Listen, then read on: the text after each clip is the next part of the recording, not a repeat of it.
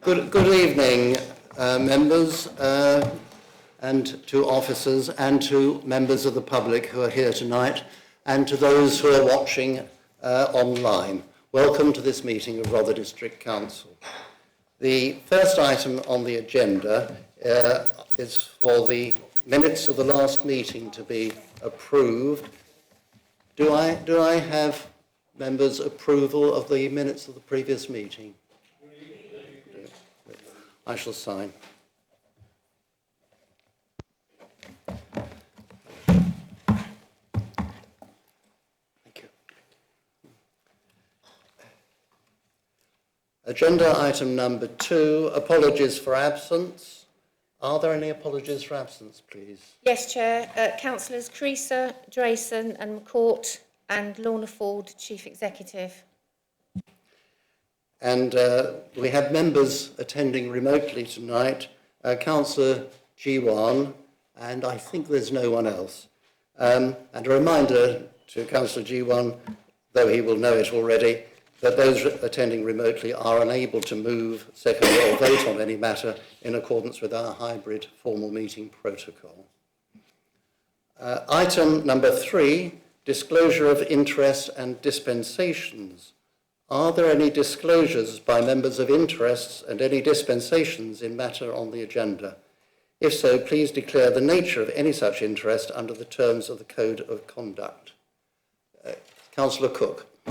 Thank you, Chair. I'd like to declare an interest in item 14 on the agenda today as a member of Battle Town Council. Thank you. And Councillor Cooper. Thank you, Chair. I'd like to disclose that I am a member of Sedlescombe Parish Council and I am also on the board of Rother Housing District Company. Thank you. Thank you. And Councillor Timpey? Yeah, thank you, Chair. Member of Bexhill Town Council in item 14. Councillor Thomas? As Chair of Rother District Housing Company. It's a non-pecuniary interest. Thank you. And Councillor, you must introduce yourself. Yes. Thank you, Chair. I am Councillor Nicola McLaren and I am a member of Battle Town Council. Thank you. And Councillor, yes. Thank you, Chair. Member of the interest, item 14, again, member of Bexhill-on-Sea Town Council. And Charlie Clark? Councillor Clark? No. Ah. Thank you, Chair. Member of Bexhill Town Council, item 14. Thank you. Yes.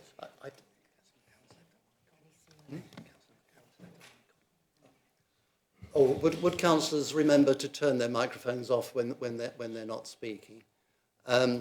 Councillor Burton. Thank you. I'm similarly for item 14 as a member of Battle Town Council. And Councillor John Barnes.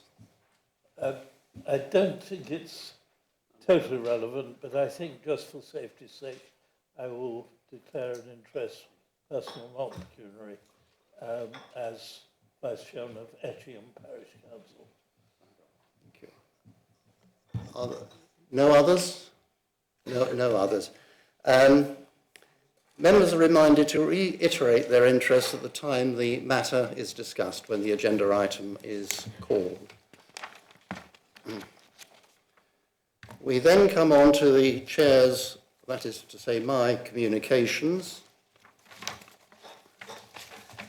And first of all, a very big welcome to our new elected member for Catsfield and Crowhurst Ward, Councillor Nicola McLaren. Welcome.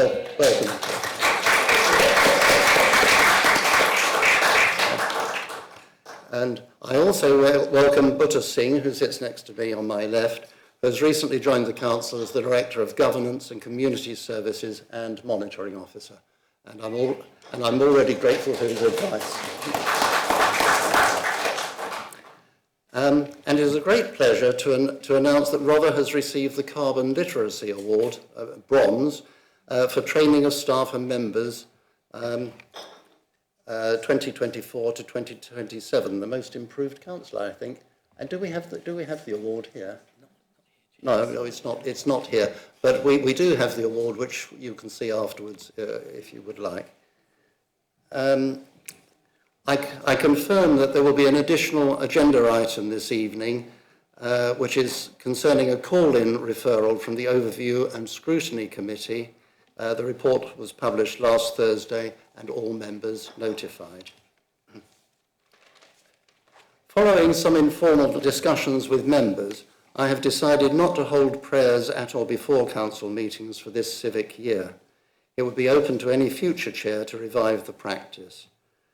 Prayers have become problematic for some councillors on grounds of conscience and have so ceased to be the unifying practice they should be, and perhaps they're no longer reflective of our secular nature. This decision should definitely not be taken to reflect my own religious views, and I look forward to, during my year of office, to accepting invitations to places of worship of all faiths. Since council met in May, I have attended the Lord Lieutenant's reception for new mayors and chairs at Lewes, the opening of Bexhill Beach Garden, a wonderful event, the Battle Community Singers concert at St Mary's, the Reserve Forces briefing at Brighton, the Sidley Festival, the Sussex Business Lunch, attended by the High Commissioner of Uganda, the United Nations Refugees Day at the Delaware Pavilion, where I learned the wonderful buddy system for supporting local refugees. I opened Fairfest, that's to say the Fairlight Village Fete, and I must say I never, in my wildest dreams, ever thought I would open a village fete. I've attended the opening, on the same day, attended the opening of the much improved Winchelsea Beach Village Hall, which had received a Rother grant, amongst others. And I have been to the Armed Forces concert at Sevenoaks, and just over this weekend, the Sidley BMX competition, which was very, very, very impressive indeed, and a great tribute to the council and to the councillors who made that track happen. Thank you.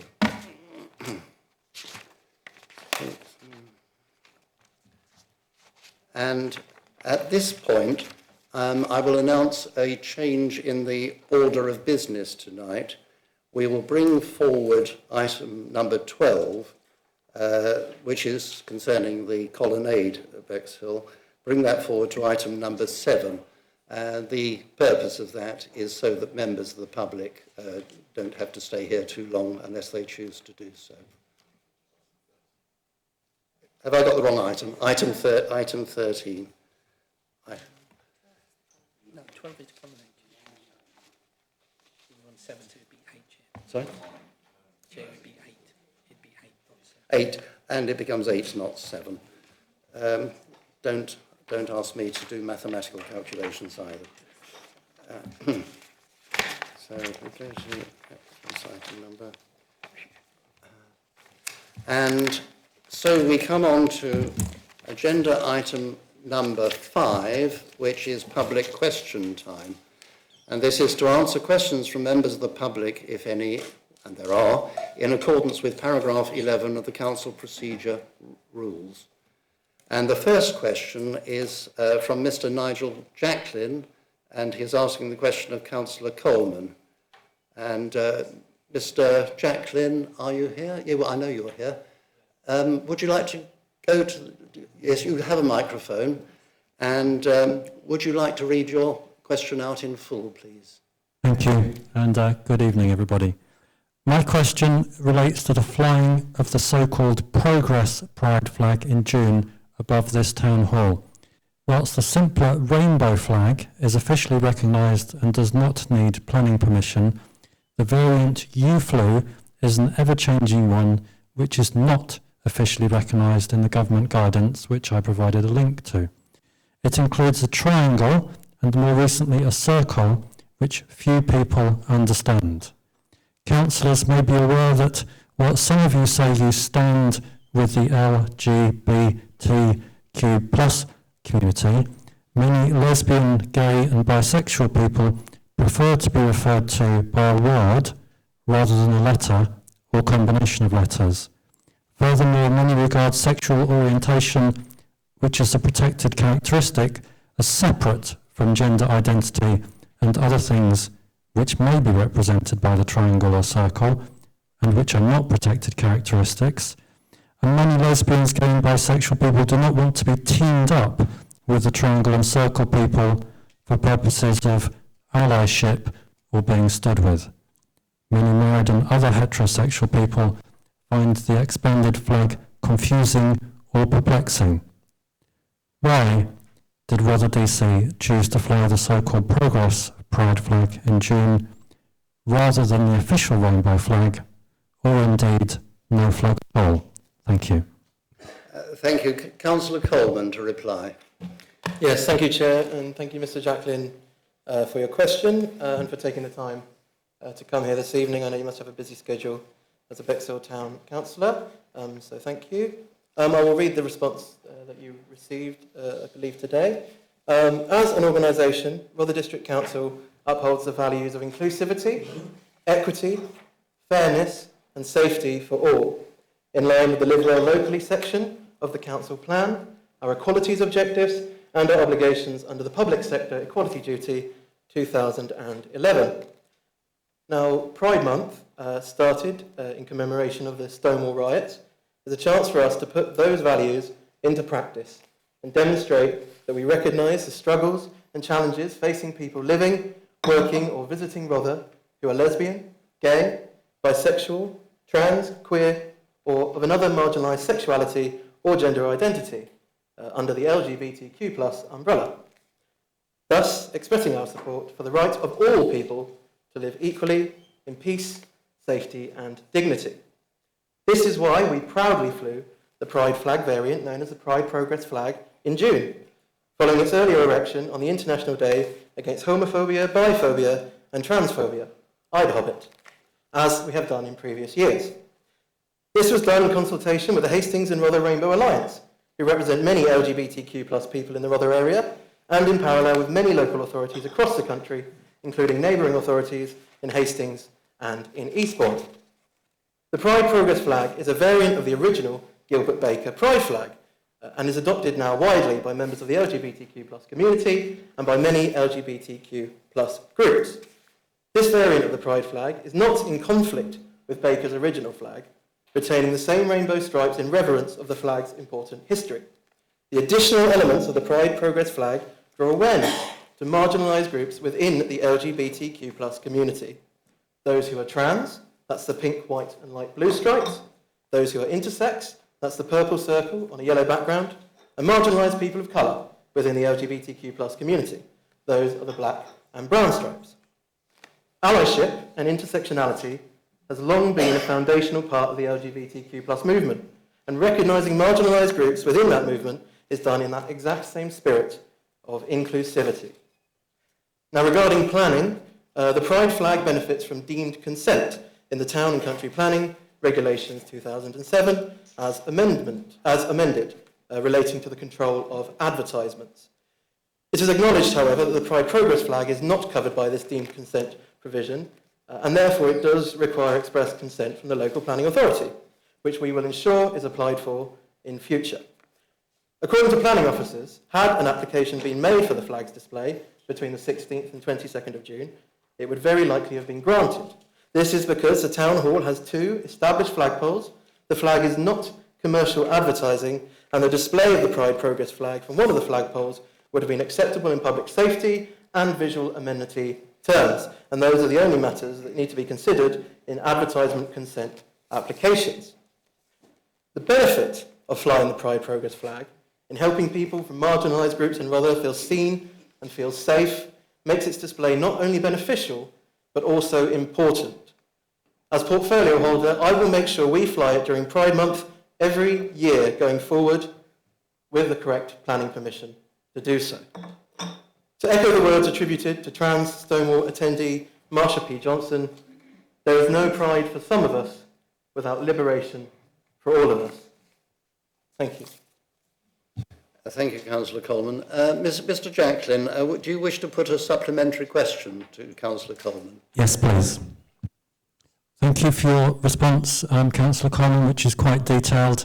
In writing my first question, I was helped by lesbian rape victim Claire Dimion, MBE, She was awarded her MBE for establishing the rainbow flag that you referred to earlier. As a flag protocol expert, she will be relieved to know that you will now actually be applying for advertising planning permission for the variant flag you've chosen from the various variant flags available. My follow-up question is to ask whether full council will review this flag policy. There are many intersectional groups who may consider themselves marginalised.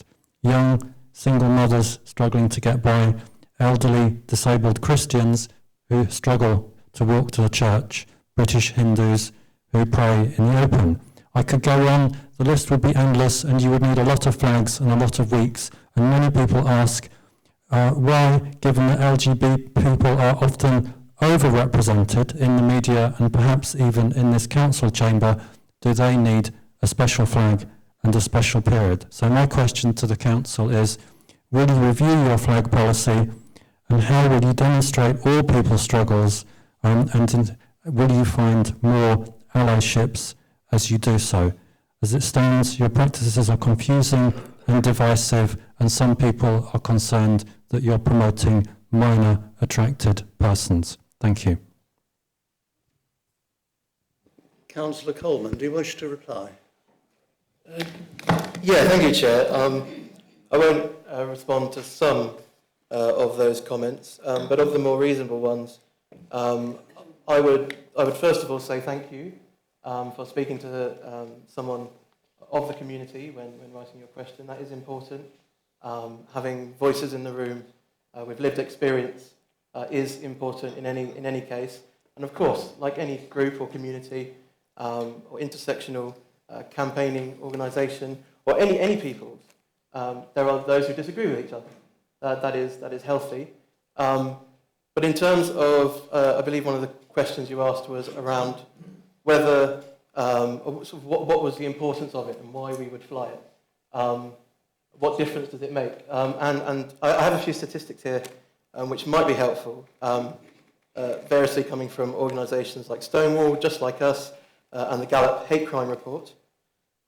So 70 countries around the world currently criminalise same-sex relationships, and the death penalty for same-sex relationships is either allowed or occurs in 11 of these countries.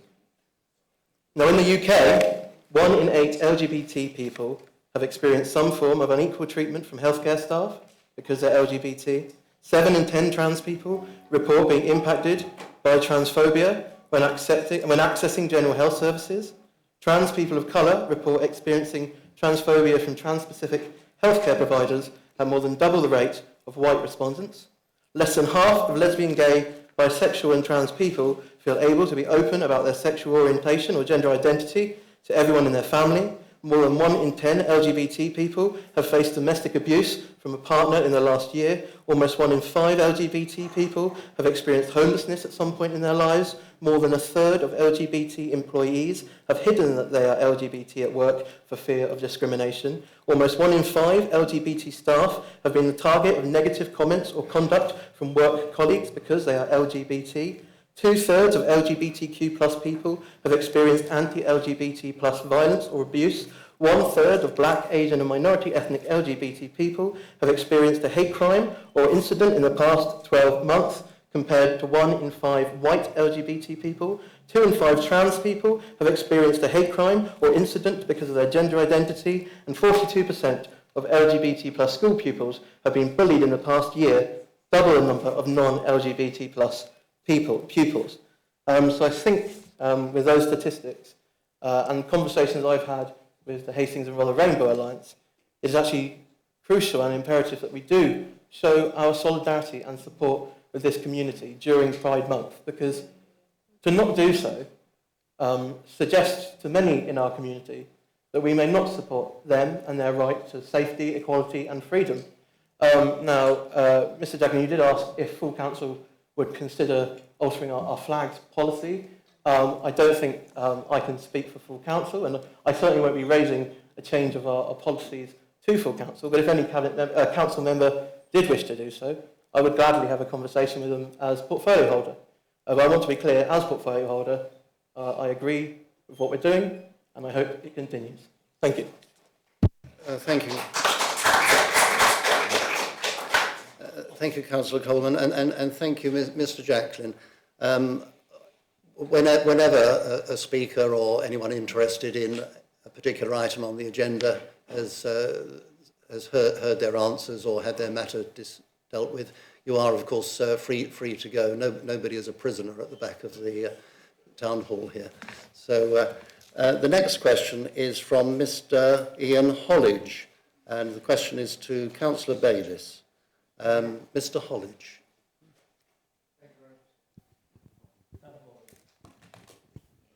Thank you very much, Chair. It works. I come here today as a long-time resident of Bexhill that saw that Next Wave Generation seafront project open in 2011, and it's proved a great success. It's brought visitors, businesses to Bexhill supporting the good work that the Delaware Pavilion does. The first question was, what are the council's long-term plan to keep the Colonnade Quarter small businesses units and cafes open, including any additional improvements with the opportunity for performance events and the necessary maintenance after the necessary maintenance has been carried out? That was the first question, of which I've received an answer, and I thank you very much, Councillor Bayliss, for the answer. Well, Councillor Bayliss should give the answer, I think. Yes, thank you. Do you wish me to read the answer out? Yes, please. Right, okay. So we regret, due to the extensive nature of the repair works, it will not be possible for tenants to continue to occupy the colonnade during the period of its repair.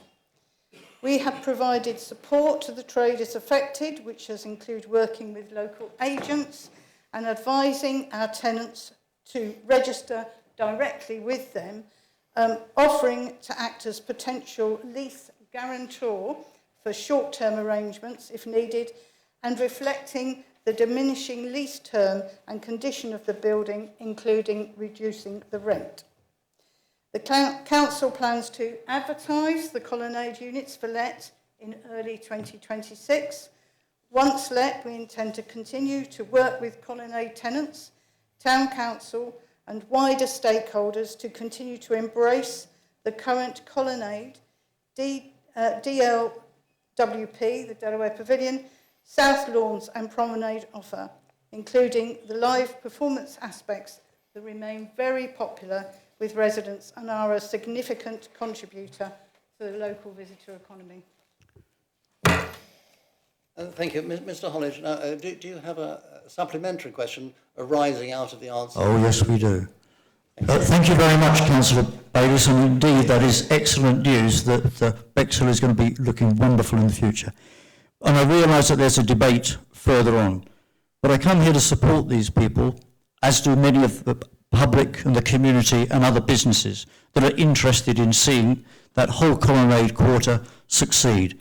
Many people here have invested a lot of time, energy and their money. They've put their lives on the line to make sure that those businesses succeed.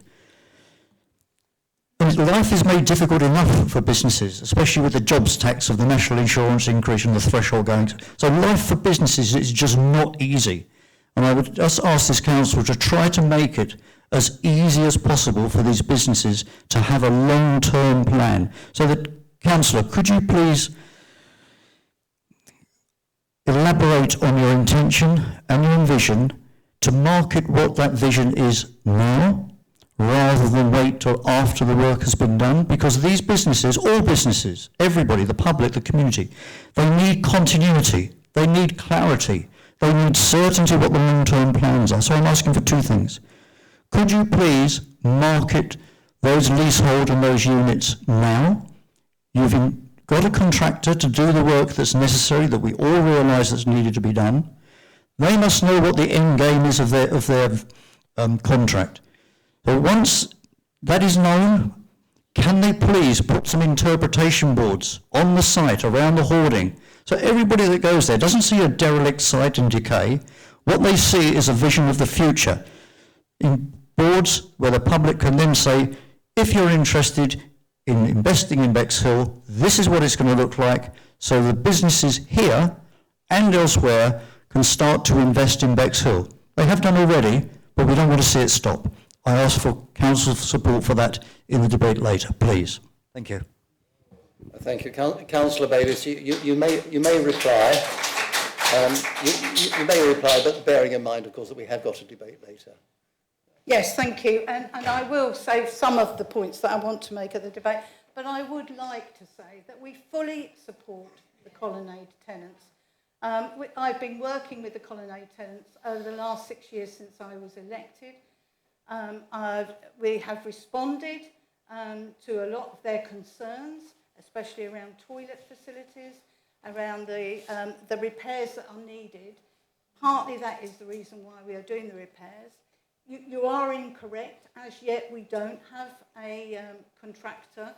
We are awaiting returns from the work is out to tender, but we don't have yet a preferred contractor. And with that uncertainty, we would be silly and could waste officers' time and businesses' time in marketing something where we don't know what the outcome is going to be yet. Well, thank you very much. And the next question is from Rachel Hills, again to Councillor Bayliss. And can you read it, please? I can read it for Thank you. Yes. And this is a question from Rachel Hills, and the question is being put to Councillor Bayliss. Question. As a resident of Bexhill, I'm a frequent visitor to the Delaware and Colonnade, appreciating the manner in which these iconic sites complement each other and provide an eclectic range of retail opportunities, valued by both residents and visitors. The traders working within the Colonnade have faced significant challenges, the weather and totally inadequate facilities, but many have persevered, and both residents and visitors hugely appreciate their dedication and optimism in trading on our promenade. I understand that our elected members are proposing that after the remedial work is completed, the rents will start from 4.5 times the going rate of other shops in Bexhill town, with an additional charge of up to 15% of turnover. The question is to Councillor Bayliss. Councillor Bayliss, you may answer. Yes, thank you. And I want to say again that the Council agrees with the questioner regarding the benefits of our present colonnade tenants to the local economy and popularity of the colonnade among visitors and residents alike. But as a point of order, I do want to clarify, and it's very important that people understand this, that members have not and do not direct officers to set rent levels for its estate. The Council has an obligation in legislation to demonstrate best value for residents on all its assets. The Colonnade is no exception, and the Council will be marketing its units within the repaired Colonnade during 2026 and inviting prospective tenants to make offers. An increase in the rental value is expected as the current rental values have been priced to reflect the limited facilities available, and I've already spoken about that, and the short-term leases in place. The Council is not in a position to speculate publicly as to the likely market rent that the Colonnade will achieve in future, and it does not wish to prejudice any future marketing exercise. Thank you. Rachel Hills, would you like to ask a supplementary question arising out of the answer? Yes, I would indeed. First of all, I would like to express my disappointment and surprise that on entering the council chambers, we were handed by a councillor a copy of the proposed motion, which none of us had seen. So I just wonder where the democracy is that this motion has been prepared, and those attending to speak on the subject had not had any sight of it beforehand. I'd like to just make that as a serious comment. In view of the motion, the draft motion, the proposed motion which I've seen, I'd just like to say that I understand that the council is proposing a fair rent, And so may I take it that the rent suggested in Joe Powell's email of 1st of May is no longer current, as these rents would exclude current tenants from returning to their units? Please, is this a question Yes. arising out of the answer? Yeah. I'm just asking whether that proposal, the rents mentioned in Joe Powell's email, has in fact now been scrapped, because we don't know. We're not, you know. Yeah, please continue then, if you have more to say. I was hoping that the current tenants would be rewarded for their loyalty to the colonnade, and I gather from the answer that this is no longer the case, and I'm asking the council to reconsider that stance, that current tenants should be given a favourable discounted rent, and that that in fact the current, given the fact that the colonnade is famous for its art and for its independent units that promote the art of the area, I would like to suggest that the current tenants are invited to vet any new tenants coming in to make sure they uphold the spirit of the colonnade and its artistic and cultural background. Thank you. Thank you. Yeah, I think that can be phrased as a question. Would you like to respond to it? Yes, well, I would like to respond to Rachel Hills. I think the petition has demonstrated how popular the colonnade shops are, and I know that colleagues like myself would want to see once the work is completed, that we have a range of different shops at that in that particular location. The email that you refer to of the 14th of May, I've not seen that. From Joe Powell, when we asked him through the MP, sorry. Councillor Bayliss is answering, and we must stick with the procedures. No, this is a delegated matter for officers. We don't set rents. We don't. This is not something that we would be involved in at all. It would be improper for councillors to be able to influence officers in the rents that they set. I think that's all I can say at the moment. I mean, I can get Mr. Powell to respond, but I have not seen that email. Thank you.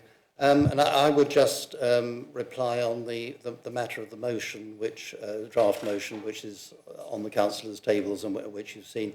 It is quite in order, perfectly in order, for a motion to be moved without notice on a debate of this sort.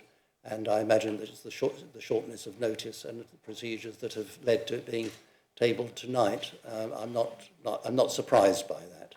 So I think we can move on from that.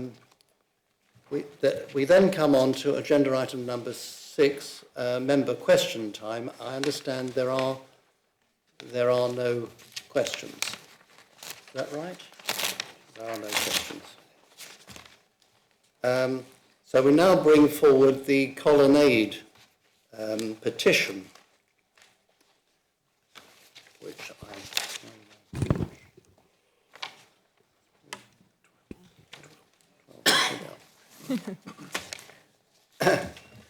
Yes, so agenda item was number 12 brought forward. In accordance with the Council's petition scheme, to consider the petition submitted by the colonnade traders. And I call on Charlotte Arundel under the Council's petition scheme, and you have 5 minutes exactly in which to present your petition. Please proceed. Thank you. For nearly 14 years, Sonia Valentini and I have had the privilege of running shops at the Colonnade, together with a mix of local artists and designers. We have both tourists and local customers who come back year after year to buy our unique handmade products. Today, I present our petition signed by over 4,500 people to save the Colonnade shops and Hughie's beloved cafe, which are being closed by Rother at the end of September. This petition debate should decide what makes business sense for Bexhill. Firstly, we ask for the right to return after renovation is complete, but Rother say they have to demonstrate best value by remarketing after the refurb. Sadly, best value has been forgotten about at the Colonnade. Over the years, shops have been left empty for months on end, yet we know businesses who applied and never heard back. If Rother leaves the remarketing till after the refurb, the Colonnade will be left empty next summer, even if work starts and ends on time.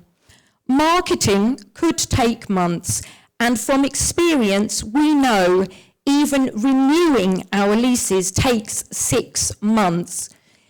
This would result yet again in a loss of income for Rother and would be a disaster for our businesses.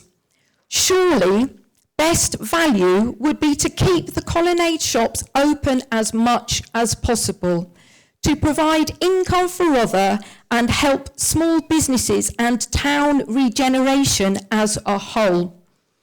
Secondly, we ask for fair terms for our reinstatement. Rother quoted rents at 4.5 times the going rate, with a potential turnover rent on top. Quadrupling the current rent would make it unaffordable for many small businesses, especially given the unpredictable weather at the seafront. We have seen 20 businesses open and close, even at current rents, and we are the survivors. Wouldn't it be better for Bexhill to have full shops at the Colonnade at affordable rent? We also believe the value of our businesses to the local economy goes far beyond the rental income for Rother. We draw visitors. We support a network of local makers and have been at the forefront of regeneration through the arts in Bexhill. Thirdly, we ask Rother for genuine engagement with the community and business owners before making irreversible business decisions. Rother say they have offered us a support package, but space in a church hall is not a support package and does not make up for the loss of our livelihoods. We have been in limbo for over a year. All businesses need security. So we ask Rother, we were asking them to offer us a new 3-year lease starting at the end of September with a refurb break clause included. But obviously, when there's no guarantee of coming back, then that is off my list. So we will then ask Rother to market all the shops now. If we knew before September, when we have to close, that we had offers to come back after the refurb, we could make informed decisions about our businesses. We could then have a vibrant relaunch straight after the refurb, with a more resilient mix of new and existing businesses, giving us all a better chance of survival, and with much less income loss for Rother. 30 seconds. Rother says they are committed to working with and listening to our residents, businesses, etc. So here is an opportunity to prove that. Not just to listen, but to act to save a community. Between us, we have decades of retail experience. We could help grow the Colonnade if we are given the chance. Thank you for listening.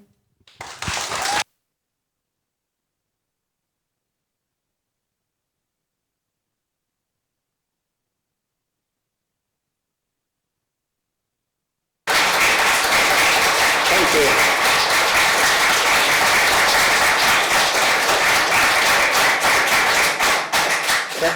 Thank you very much. And just for the sake of the record, I note that that was in fact agenda item number 13, not 12, as I originally noted, which is something of an anticlimax to what you've just said, I'm afraid.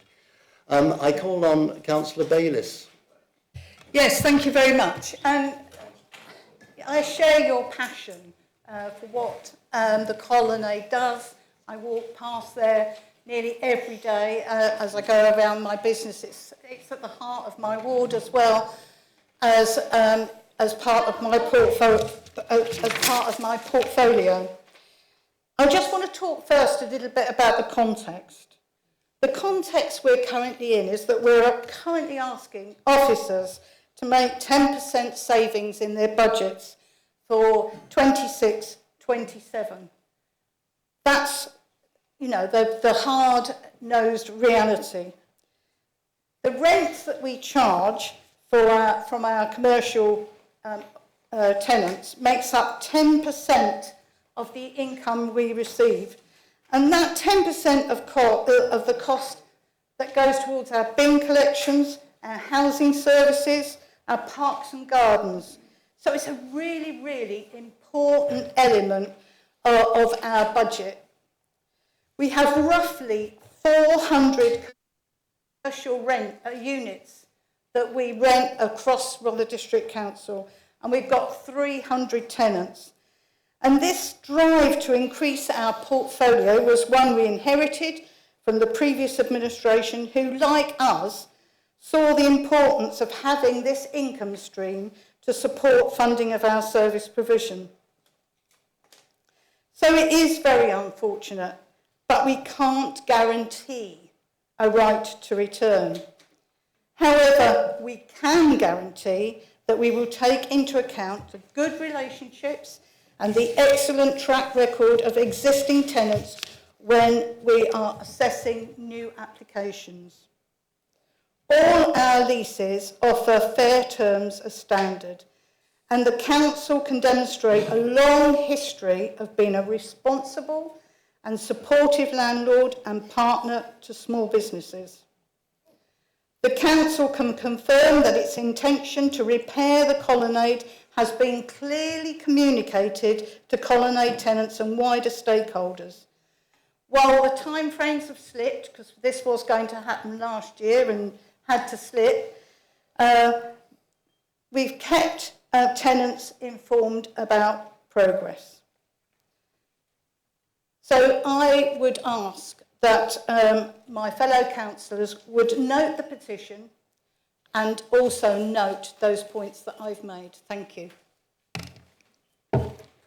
Thank you, Councillor. And I should have said that we have a total of 15 minutes to debate this, and we have 12 minutes left.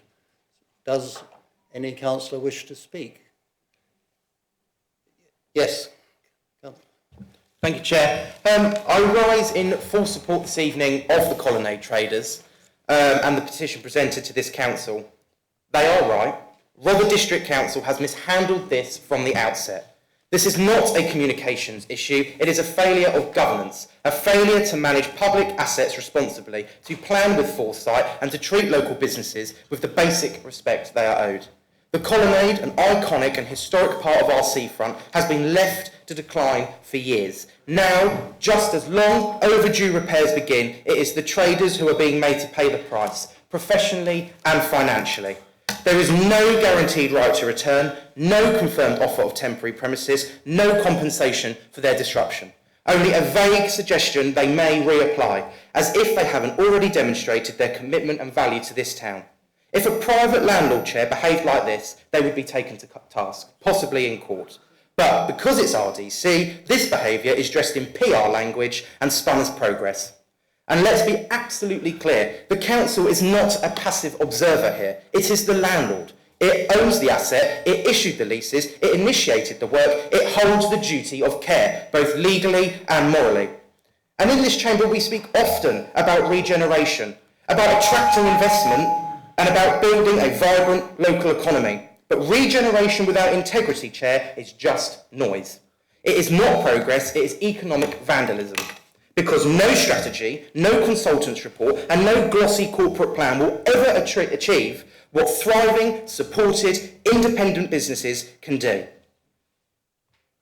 If Bexhill is to rise, it must rise on the shoulders of those who build it. The traders, the small business owners and the risk takers, not consultants, not slogans and not dusty strategies gathering cobwebs in a filing cabinet. So let me be absolutely clear what must happen next. The traders must be guaranteed the right to return on fair and secure terms when works are complete. They must be offered meaningful support in the form of temporary premises or fair financial compensation, and this council must accept accountability for how it allowed this situation to reach this point. Tonight we have a clear duty, not to defend the indefensible, but to fix it. Because if we fail, let no one in this chamber be surprised when Bexhill stops being a place where businesses are willing to invest at all. Thank you.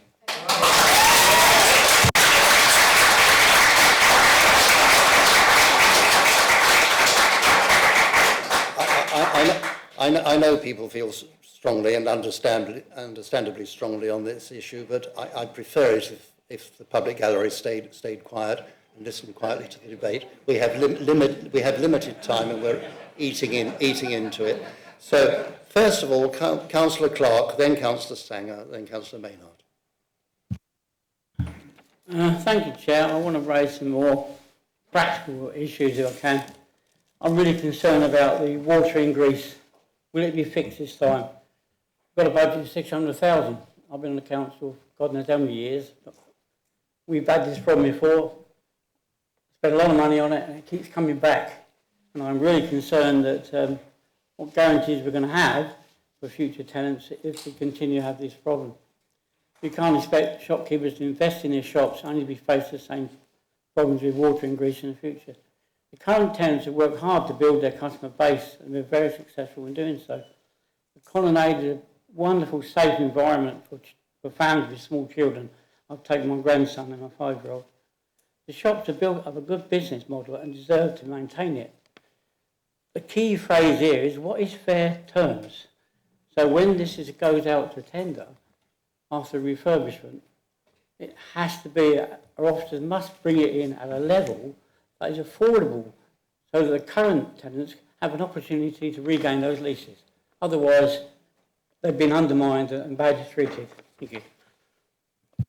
Councillor Stanger. Thank you, Chair.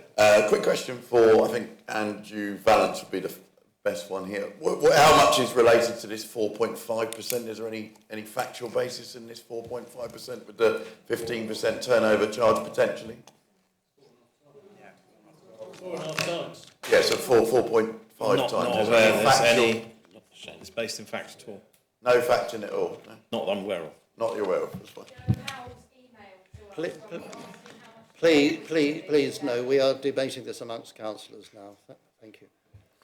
My main point is for the Colonnade tenants and the existing ones. They've been good tenants up to now, and I understand that their rents maybe will have to increase because the money they're going to spend rectifying the issues, which is fine. But I do believe they should be given first refusal when it comes to it. I don't know how that works on a commercial basis. I'm not a legal expert. I'm not a commercial landlord. But I think there must be a mechanism to give them first refusal. They've paid their rents, they've paid their dues, and if they take the new offer or they don't take the new offer, as long as it's not 4.5 times the current rents, I think they should be given first refusal. When they have no customers in the winter, we don't give them no money, so I think it should work both ways. Thank you. Thank you. Please, no. I know that other councillors wish to speak, but I'm aware that we only have 6 minutes left. Does any councillor wish to put a motion on the floor? Yes, please, Chairman. Councillor Maynard. Sorry, Chairman, point of order, I thought you meant in terms of extension to time, because we can do that.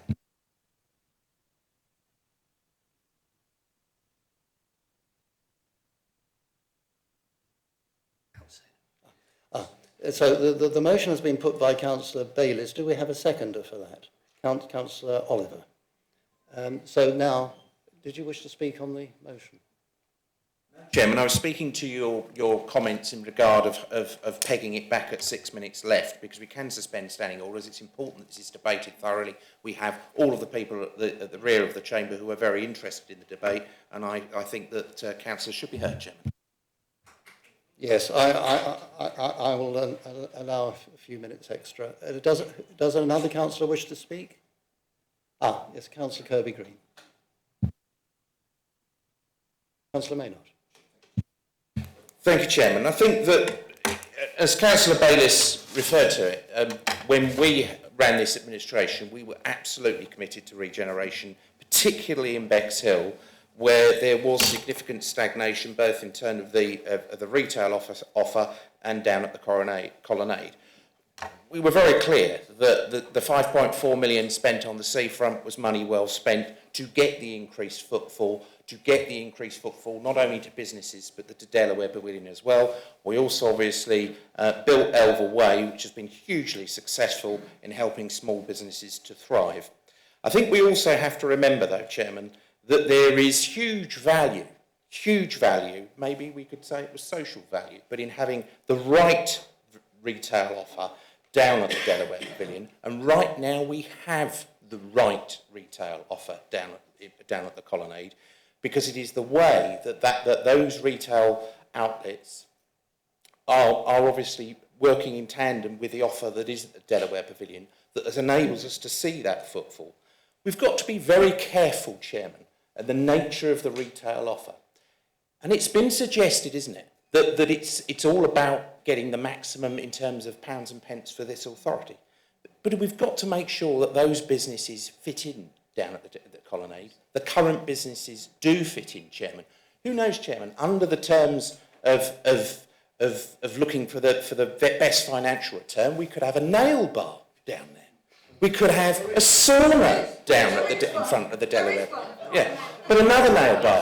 No, Chairman, this is an important point. This is an important point, Chairman. Same rules as apply to the members of the public apply to councillors. If we had a proliferation, for example, of one particular type of business, not as is currently down at the Colonnade, that would be seen negatively, rightly so, and could impact on the footfall. The existing tenants surely should receive favourable terms.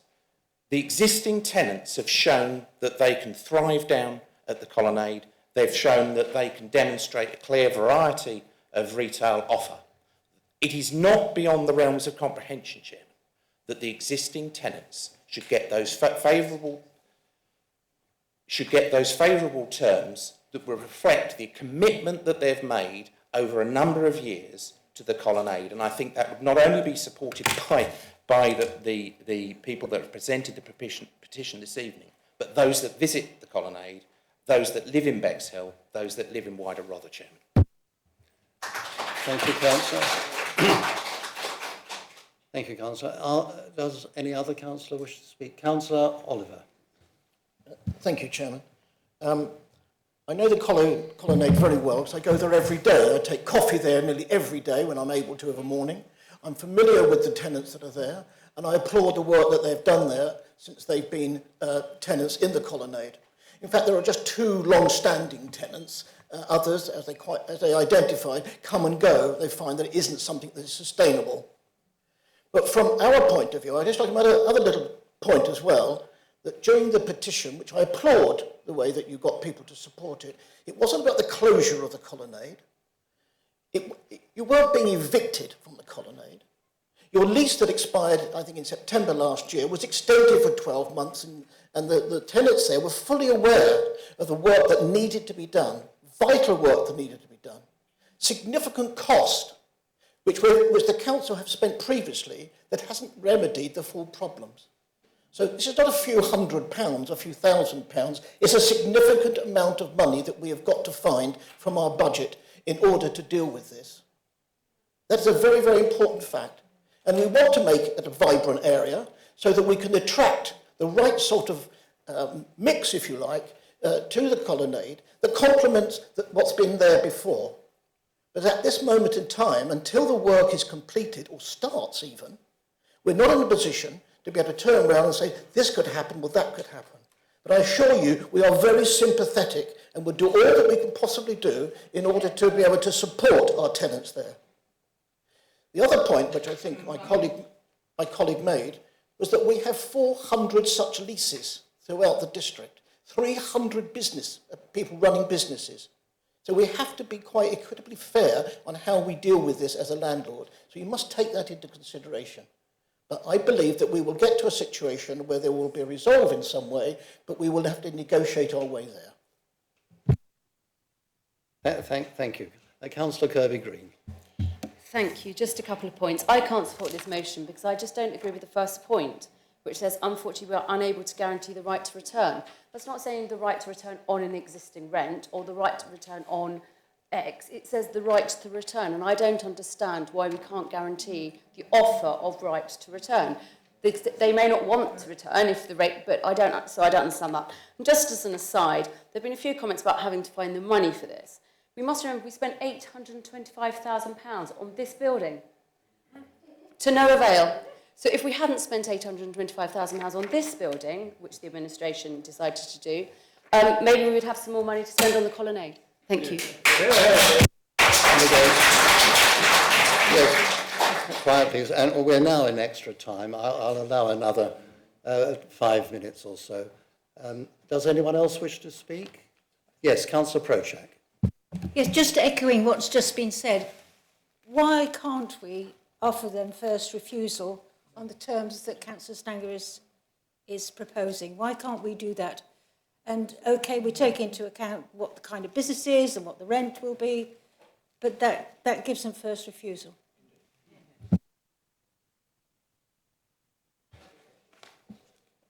Is that feasible, Andrew? Is that feasible?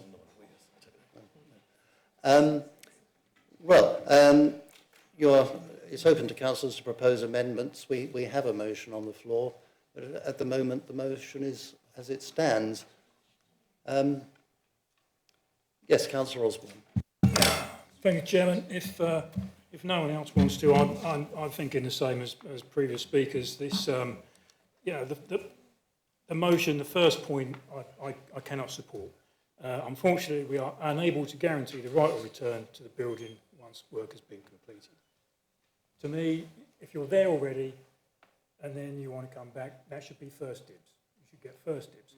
If you want to accept the offer or not, that's up to you. But you should get first sort of look in, if you like, on a favourable term. So, if it moves, if it gets anywhere, if the proposer will accept it, why don't we strike a line through the first one? The rest of it's fine. Just strike a line through that. I feel that if people are good enough to want to rent and work in a place, then and there's a refurbishment coming up, then you've got to give them first refusal, as far as I'm concerned. That is just being a good landlord, to be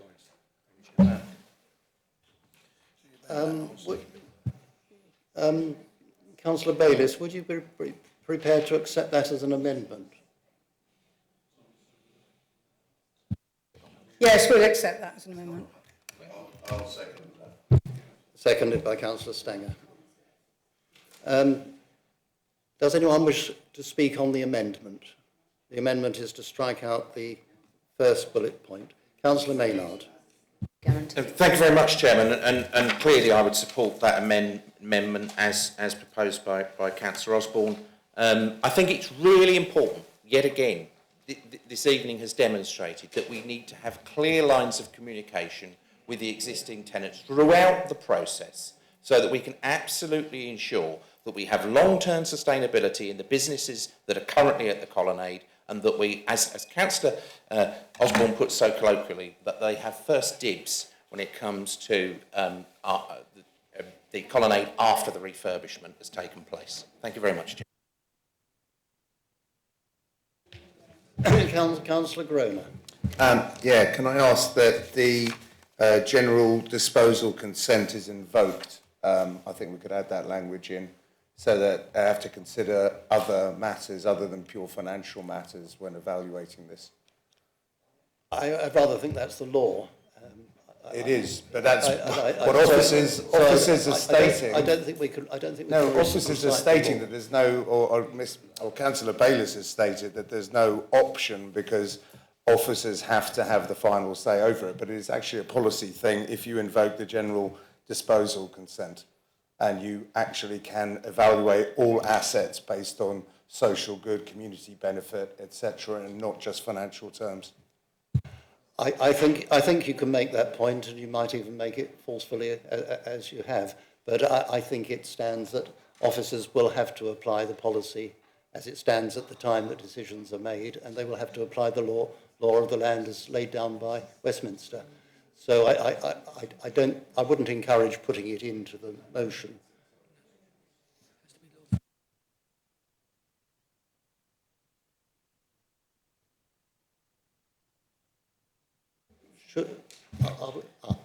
Councillor Kirby-Green. So presumably we need to move the second, we need to change the second bullet point, don't we? We need to take out the however, and we need to say we can guarantee that we will take into account.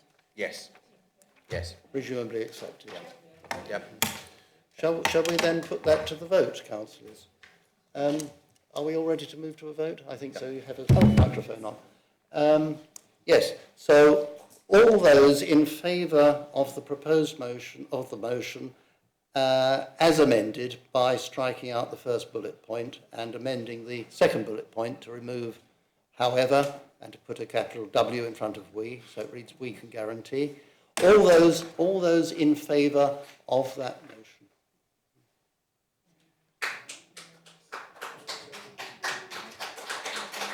Unanimous? And that is unanimous. So that is carried. Members of the public, we will, without leaving our seats, we will take a short break so that any of you in the gallery who wish to leave, don't wish to hear the rest of our not so terribly interesting business,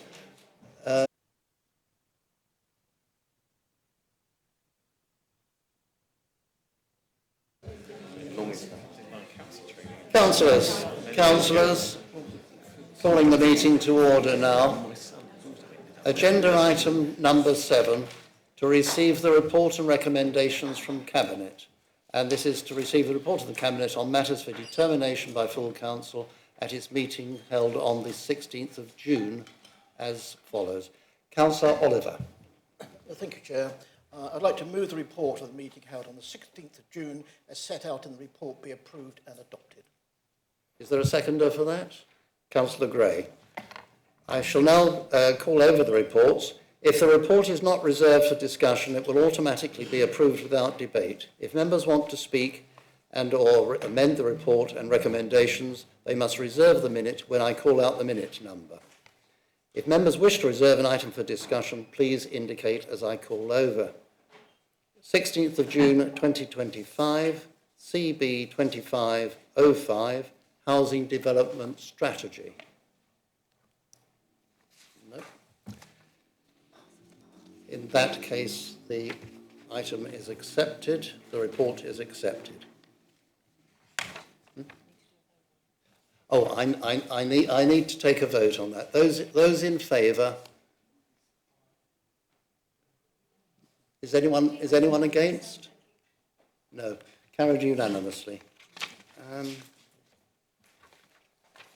Agenda item number 8, to receive the report and recommendations from the 9. This is the report recommendations from the Audit Committee. Oh, it's number 8 on my list, but number 9 on others. Yes, to receive the report and recommendations from the Audit Committee, and to receive the report of the Audit Committee on matters for determination by full Council at its meeting held on the 9th of June 2025. Councillor Barnes. So moved. Given the lateness of the hour, I'm happy to take questions, but I will not actually make a long speech. I hesitate to say that I'm grateful, Councillor. Is that seconded? No. Is anyone seconding? Sorry, Chair. I wanted to Are you calling it? Oh, I've got to call it over. Sorry. Well, it could be seconded now if anyone wishes to second. No? I'll call it over. I shall call over the report. If none of the minutes are reserved for discussion, they will automatically be approved without debate. If members want to speak and or amend the recommendations, you must reserve the relevant minute when I call out the minute numbers. 9th of June 2025, AC 2508, Rother... Please. Please.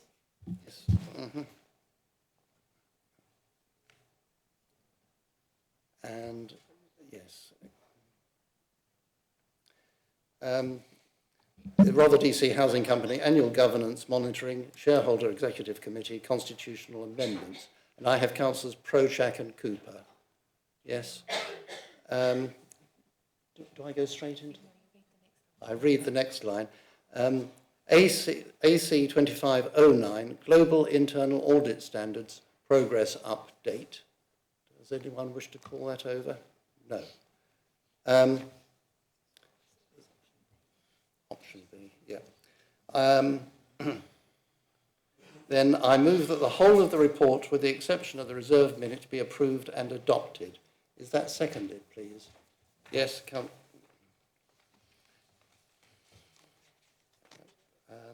and all those in favour? So we now proceed to deal with the reserved minutes, and I call on Councillor Prochak.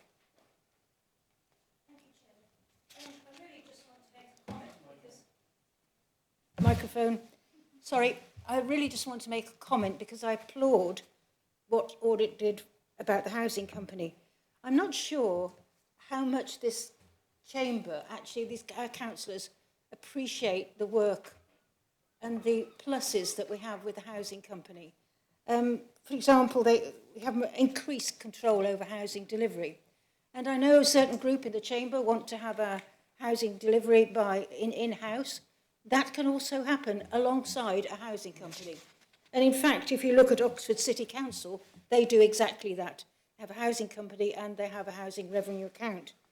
They have access to low-cost borrowing, which a council can't always do.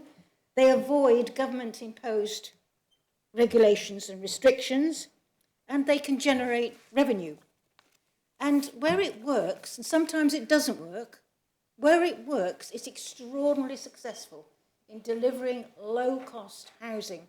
If you look at Bath and North East Somerset, and Bath and North East Somerset are diversifying their company to deliver other services.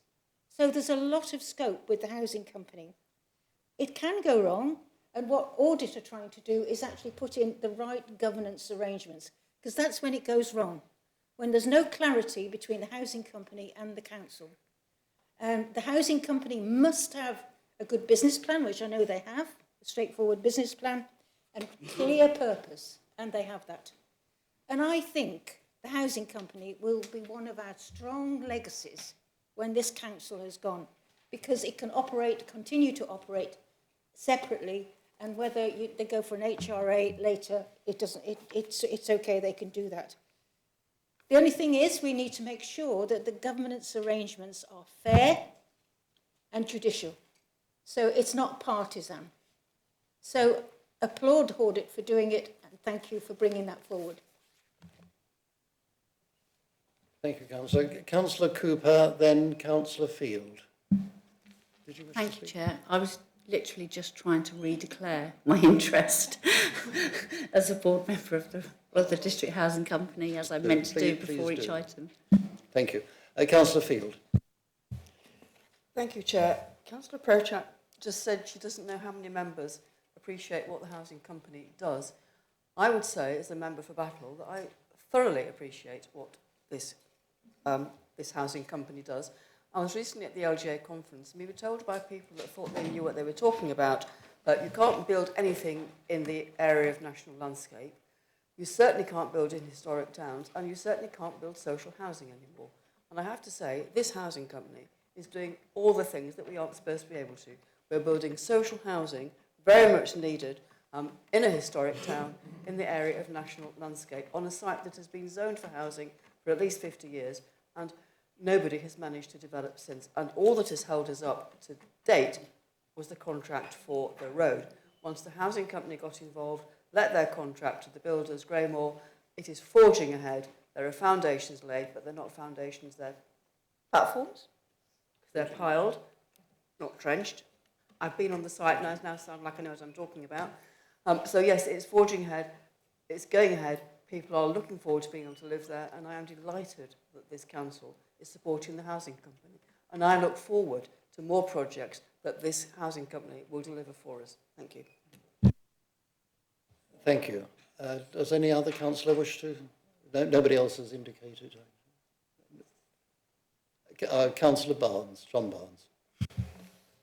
Yes, Chairman, I'm reluctant to stray too far from what is in front of us, but I do echo the comments made by Councillor Prochak and Councillor Field. I chaired the Housing Task Force, which recommended the setting up of the housing company. And after a rather shaky start, and we know all about that, it has made substantial progress in recent years. Its own governance is a lot more stable. And what this does is to actually replace what was a purely officer shareholder group with one which is a subcommittee of the Cabinet. And that seems much more appropriate as an instrument of democratic control. I would just remind you that our business is with the governance of the housing company as an audit committee. The performance of the housing committee is for overview and scrutiny. But I hope very much that once we have completed Blackfriars, that we may find other imaginative projects in order to facilitate the building by smaller housing companies, smaller house builders, who are probably more appropriate to the high weald than they are to the coastal strip. But can I therefore endorse the comments that have been made and ask you to accept this report? Thank you. Did we have a seconder in the end? We did. We did, yes. In which case, I'll put the motion to the vote. And there is only the one in front. Those in favour?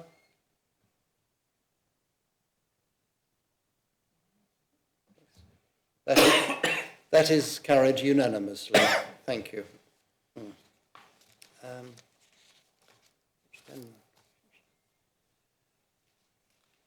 The next agenda item, to receive the report and recommendations from the Standards Committee. That is, to receive the report of the Standards Committee on matters for determination by full council at its meeting held on the 1st of July 2025. I call Councillor Terry Byrne. Thank you, Chair. The standard meeting of the Standards Committee was largely procedural, and as you can see from the matters that were considered, it was the ethics standards matters and the independent person, extension of the appointment of the independent person.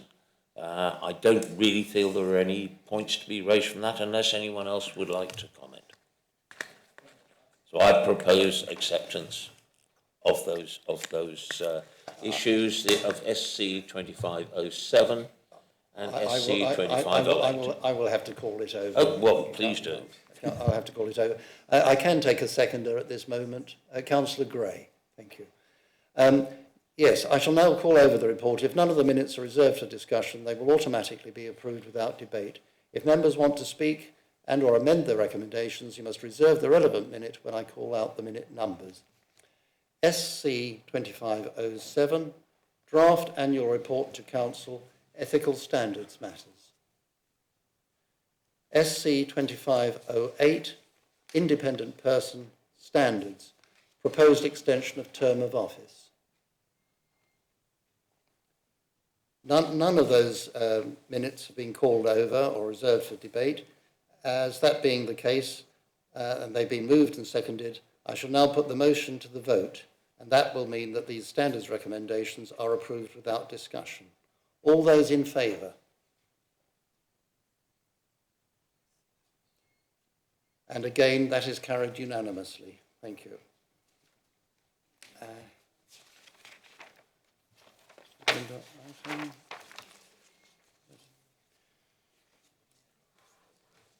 Next item is the report of the returning officer. To receive the report of the Chief Executive as returning officer on the District Council by-election held on the 26th of June 2025. Councillor Oliver. Thank you, Chair. I'd like to move the report of the Chief Executive as returning officer on the District Council by-election held on the 26th of June 2025 be received. Does that need to be seconded?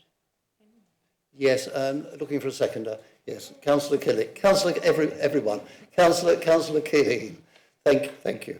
And does it have to be voted on? And we need to take a vote on that. All those in favour?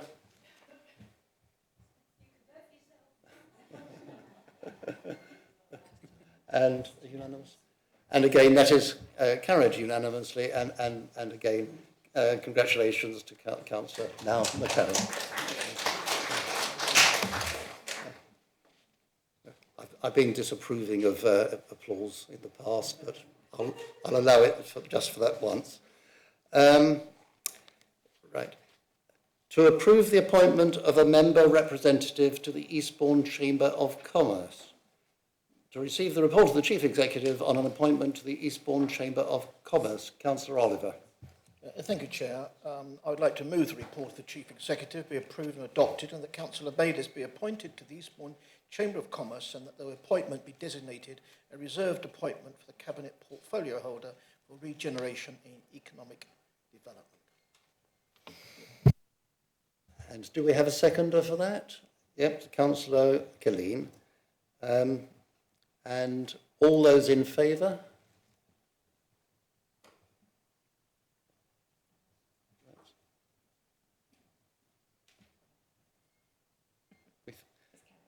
Carried unanimously.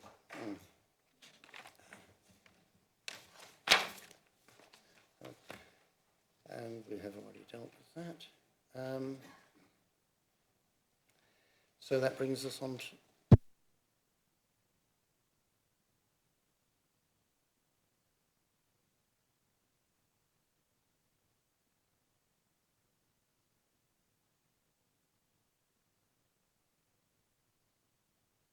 Yes.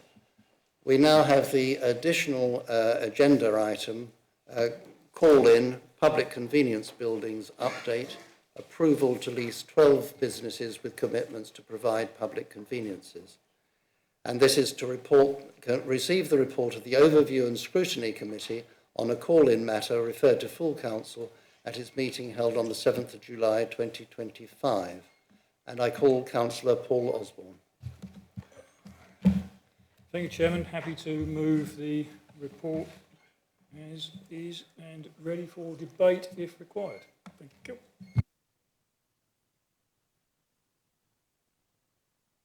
Oh, you're redeclaring, Councillor? I'm redeclaring, Chair. And Councillor McCarran, Parish Council. likewise. Oh yes, more. Councillor Cook and Councillor, yes, Sue, yes. And Councillor John Barnes, yes. And Councillor Timpey. And Councillor Winter. Thank you. Now, members, we have 15 minutes to debate. No, I'm looking at the wrong one. No, Councillor Osborne, you've moved that the referral be debated, and so we now proceed to debate. Councillor Bayliss, did you wish to speak? Or Councillor Oliver wishes to speak? Thank you, Chairman.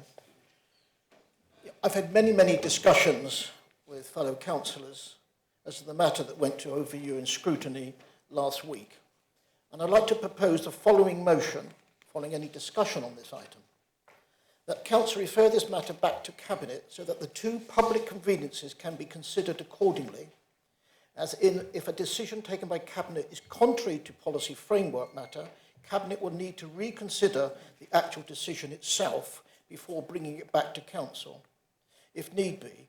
Or, if the decision taken by Cabinet is not contrary to policy framework matter, then Cabinet can be asked to consider the views expressed by Council before making the final decision.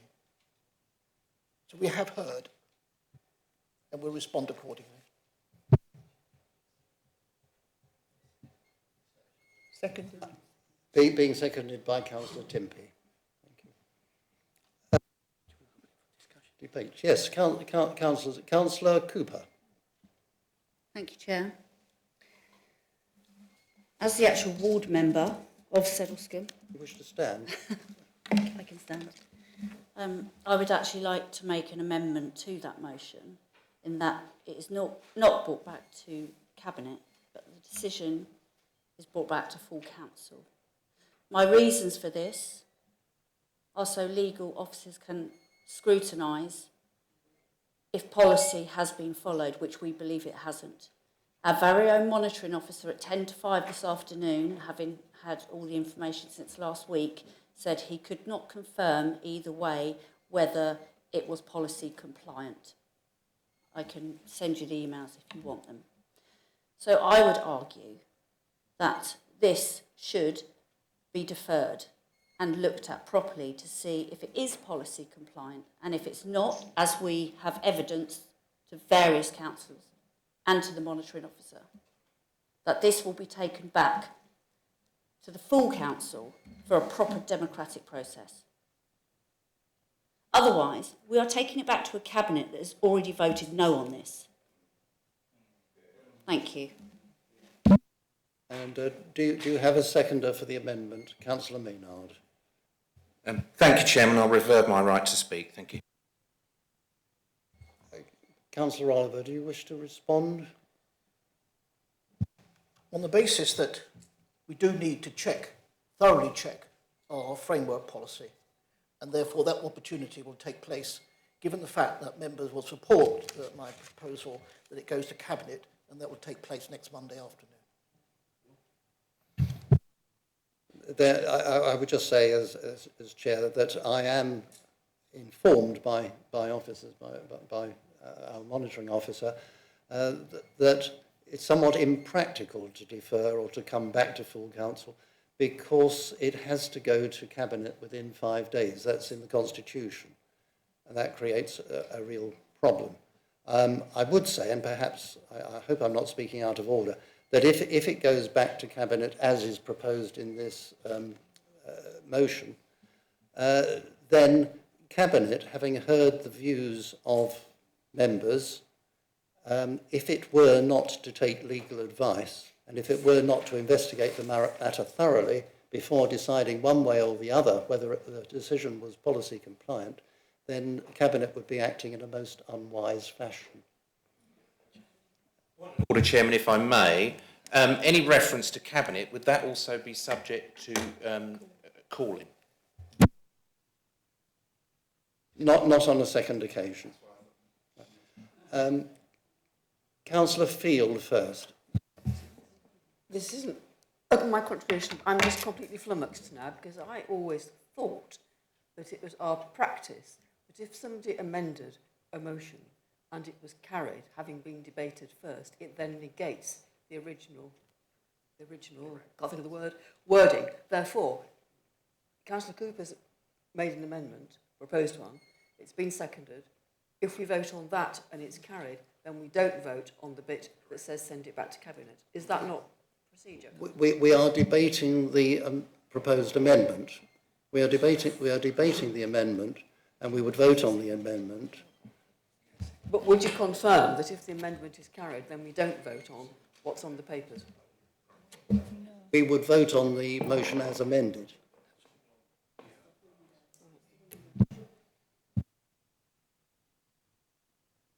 Councillor John Barnes.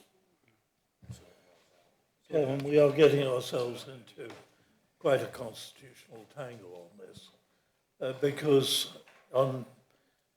apart from issues that have been raised by the clerk of Ecclesham Parish Council, there have been other breaches of procedure which I think do need to be looked at. Under the asset management policy in November, there was supposed to be, before the leases agreed, consultation with ward members. I am informed that that did not take place. It's implied that there should be wider consultation. That clearly did not take place.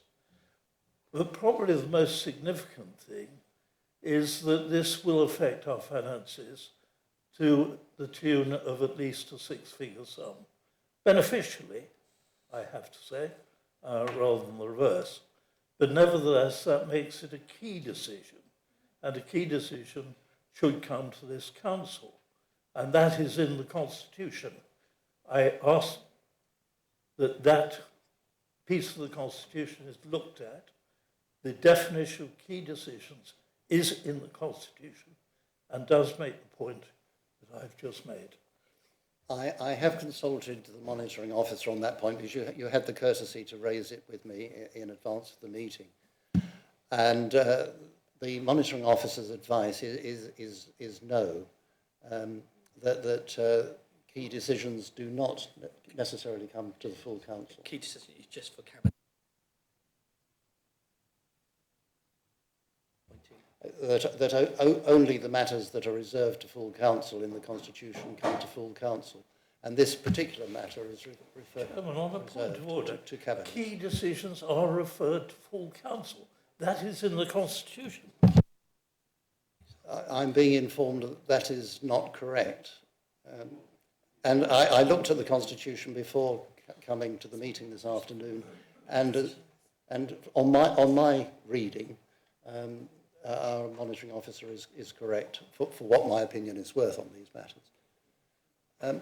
Councillor Cooper. I think the residents of Sedlescombe would argue for them this is a key decision. In the sense of being a very important matter, yes, it is a key decision, but this is a technical term.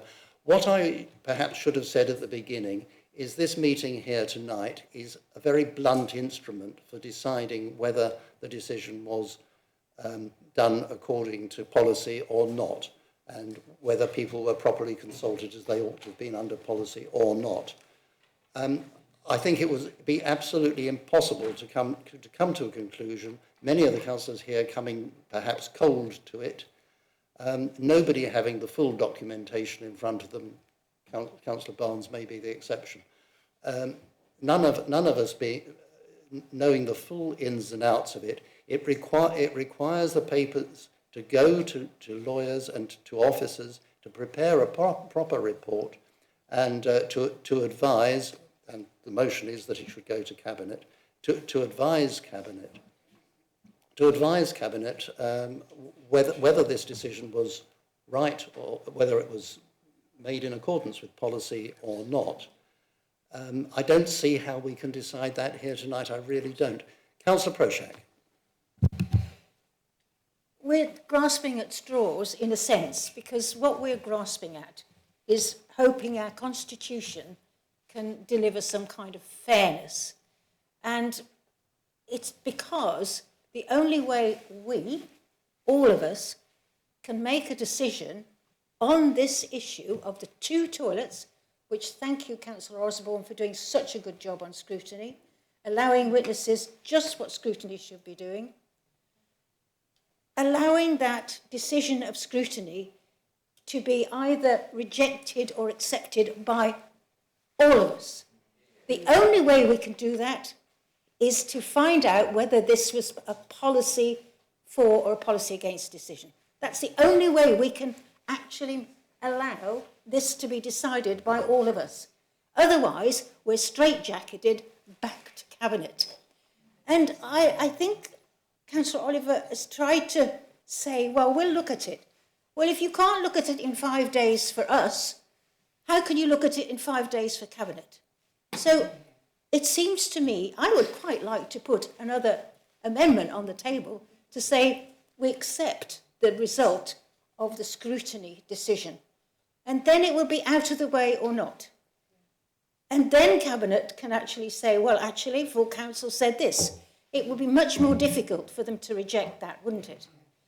And I feel so strongly about this because from the beginning, the Alliance has had making decisions closest to the people it affects. It's such a Liberal Democrat principle, and I know it's all your principles as well. And we're not doing it at the moment. And Cabinet could have actually changed things with these two and said, we've got the evidence now from scrutiny, we'll change our minds. You could do that tonight and get this whole thing out of the way, get on with all the other devolution and sort it out. But I know you won't do it that way because you need to have a think about it. So what do we do? What do we do about this? We rely on... That's why I support deferment, because that will at least 5 days. Mr. Singh, 5 days? Is that what you need, more than 5 days to decide this? I'm sure you don't, because, in fact, officers from Icklesham have done it in 2 days. So they've done it. They've done the work for us, showing where the council has slipped up. Now, we don't want to be raking over the coals. There's lots of lessons to be learned, clearly. The main one is the communication. There's lots of lessons to be learned. But I wasn't elected, it was not in my manifesto, to support a low-paid, insecure, unknown business when there's a parish council wanting to invest. Councillor Prochek, a couple of things. First of all, we really mustn't cast doubt on the good faith and business sense of the people who have bidden on these 2 lavatories. The next point is we are only dealing with the 2 lavatories. The report from Overview and Scrutiny only relates to the 2 lavatories. The other 10 are not for discussion tonight. And the third point, which is most important of all, is that the monitoring officer wants to advise me. Thank you. Would it be helpful if I advise yourself and all members present, Chair? So I received an email, Chair, from Icklesham and the other parish council, Chair, on a Friday evening. Chair, I haven't had the opportunity to fully digest what's been said because it's put in a legal manner, Chair, that the decision that was taken by Cabinet was contrary to policy, a policy framework decision, Chair. So if that is the case, Chair, then notwithstanding that it would still go back to Cabinet, but it will be going back to Cabinet, Chair, to reconsider the decision itself, which is what the leader has said. And on that basis, if it's taken back to Cabinet to reconsider the decision itself, Chair, it will then be a determination whether Cabinet feel it's appropriate to make that decision, and it could come back to Council again, Chair. That's a matter for members to decide upon today in terms of the motion, Chair. What I haven't concluded, Chair, is digesting what's been said in terms of it not being contrary to policy. So if it's not contrary to policy, Chair, then it would be going back to Cabinet with the views of members only. So either way, Chair, it's appropriate and set out in the Constitution that it goes back to Cabinet, Chair, but it's in the format that it goes back. Either it goes back for a reconsideration of the decision itself or in terms of taking into account the views.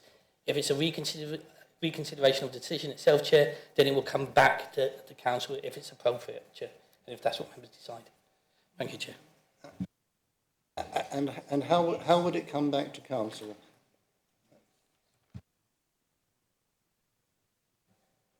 Chair, so if it's contrary to policy, Chair, and decision is taken by Cabinet after reconsidering the matter, if it's appropriate, Chair, if members want it to come back, if they feel by setting parameters in place, so it's quite clear, Chair, what members would like to see in terms of those who have referred the matter and called it in.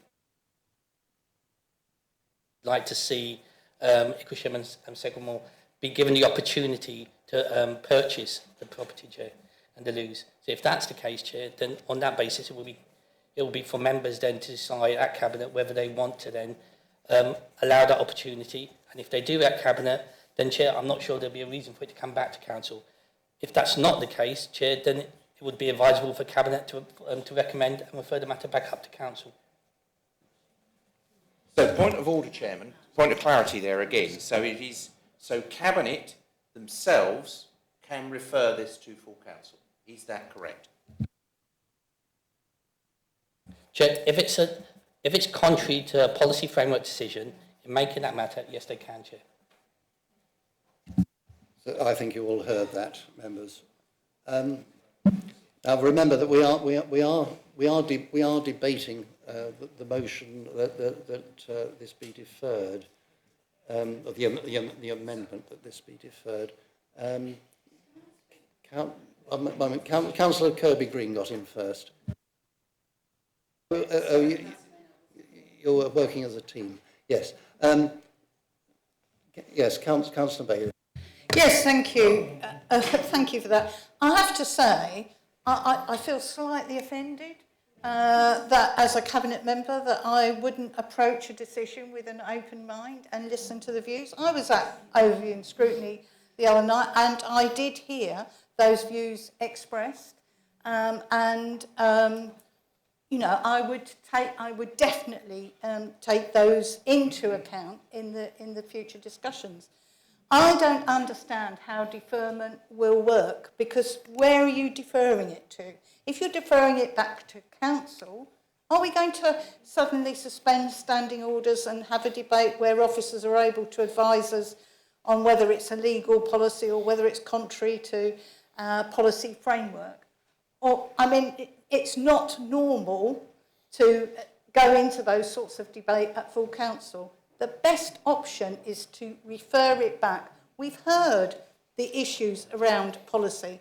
We can discuss those and come to a conclusion. And that has to be the best way forward for this. But to defer it where?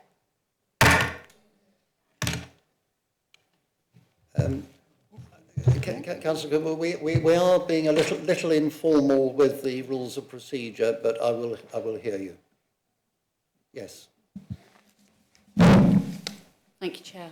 I just want to insist that if it is not policy compliant, then it can go back to full council, not cabinet, as Butter Singh keeps insisting repeatedly. It's going back to cabinet.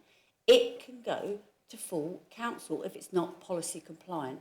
And I don't believe it is policy compliant. And I've sent many, many emails with evidence of that, and so has the Icklesham clerk and the chair. So we're deferring it to full council.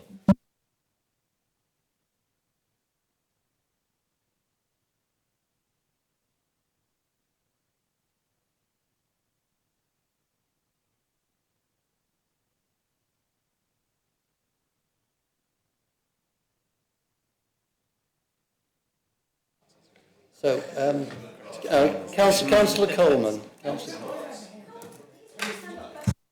Well, you...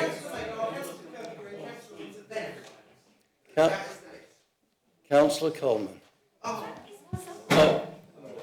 Yeah, thank you, Chair. I would actually just like to seek some clarity on exactly what Councillor Coupart's amendment is, because, as I understand it, the motion put forward by the leader of the council, Councillor Oliver, was that if it wasn't... Sorry, who's speaking? Thank you. I understand that Councillor Oliver's motion was that if it was found not to be policy compliant, or in line with policy, that it would then, Cabinet would then send it back to Council. And then I hear Councillor Cooper say that she wants us to make sure that if it's not policy compliant or doesn't follow the policy, that it gets sent back to Council. So I don't see the difference between those two. And the word deferment's being used, but I didn't hear Councillor Cooper ask for deferment or specify where. So I just wanted clarity on that, because I think the debate's getting a bit confusing otherwise. Thank you, Chair.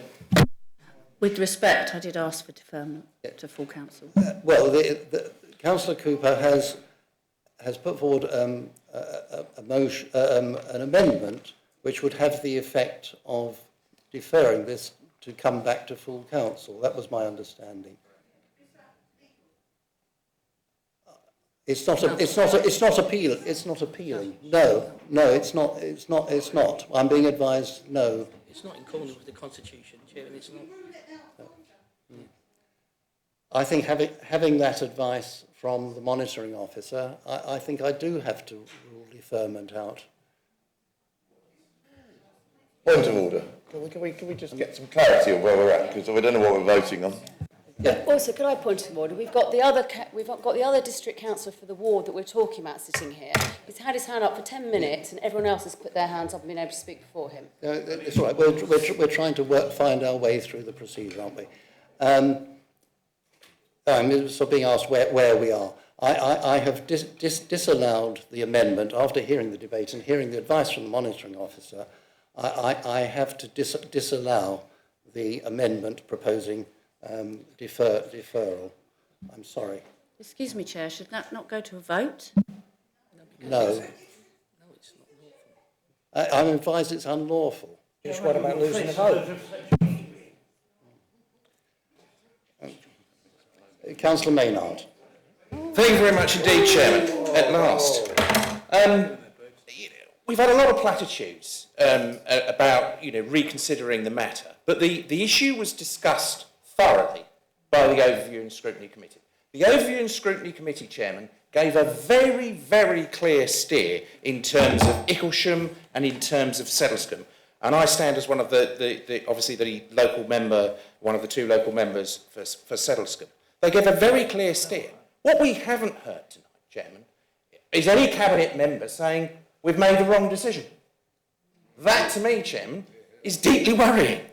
Because what we spoke about at the Scrutiny Committee was the fact that, and as Councillor Prochak has so succinctly alluded to, it's the Localism Act 2011, and it's that commitment of this authority to work with parish and town councils and be seen to do so consistently.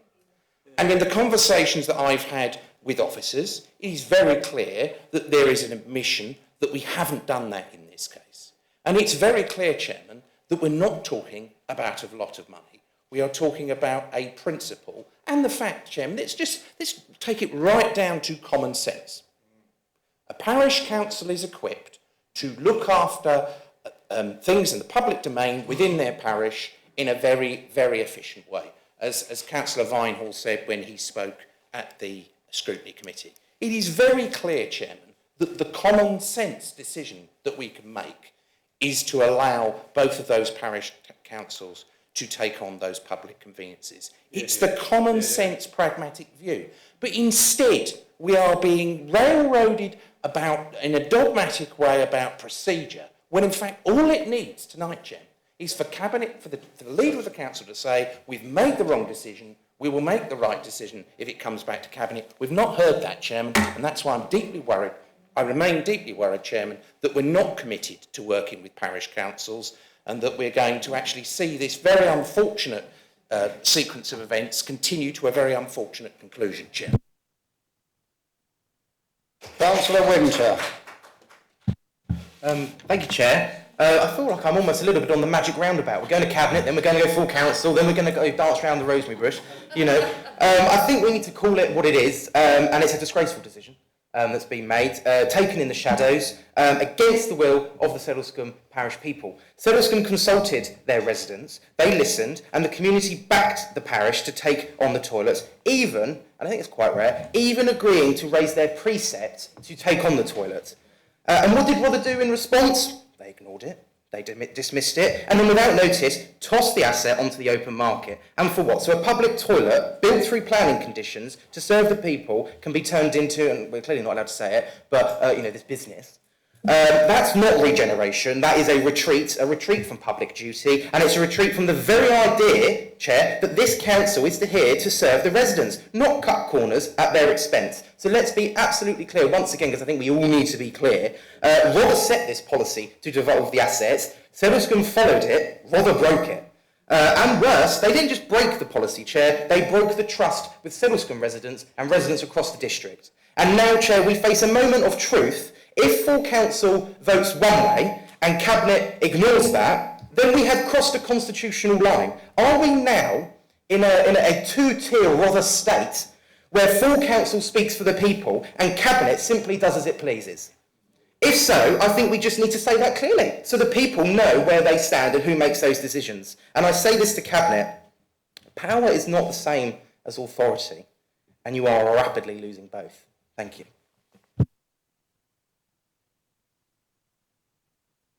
Councillor Oliver. Thank you, Chair. We have listened. I've listened to scrutiny. I've listened to comments from councillors. I've made contact with people. And the idea is it will come back to Cabinet in order that we can review and take stock as to what the decision is. Now, that's a fairly fair process. It will take place within 5 days of today. It will be on next Monday. And we exactly know where we are. I think it's important officers are at that meeting in order to go, because there seems to be an awful lot of legal expertise here this evening, and I'm not quite sure where that comes from. But at the end of the day, we rely on our officers in order to interpret policy, interpret the legal implications there as a council. And you can take it from me, I've listened with my colleagues on Cabinet, and we will respond accordingly.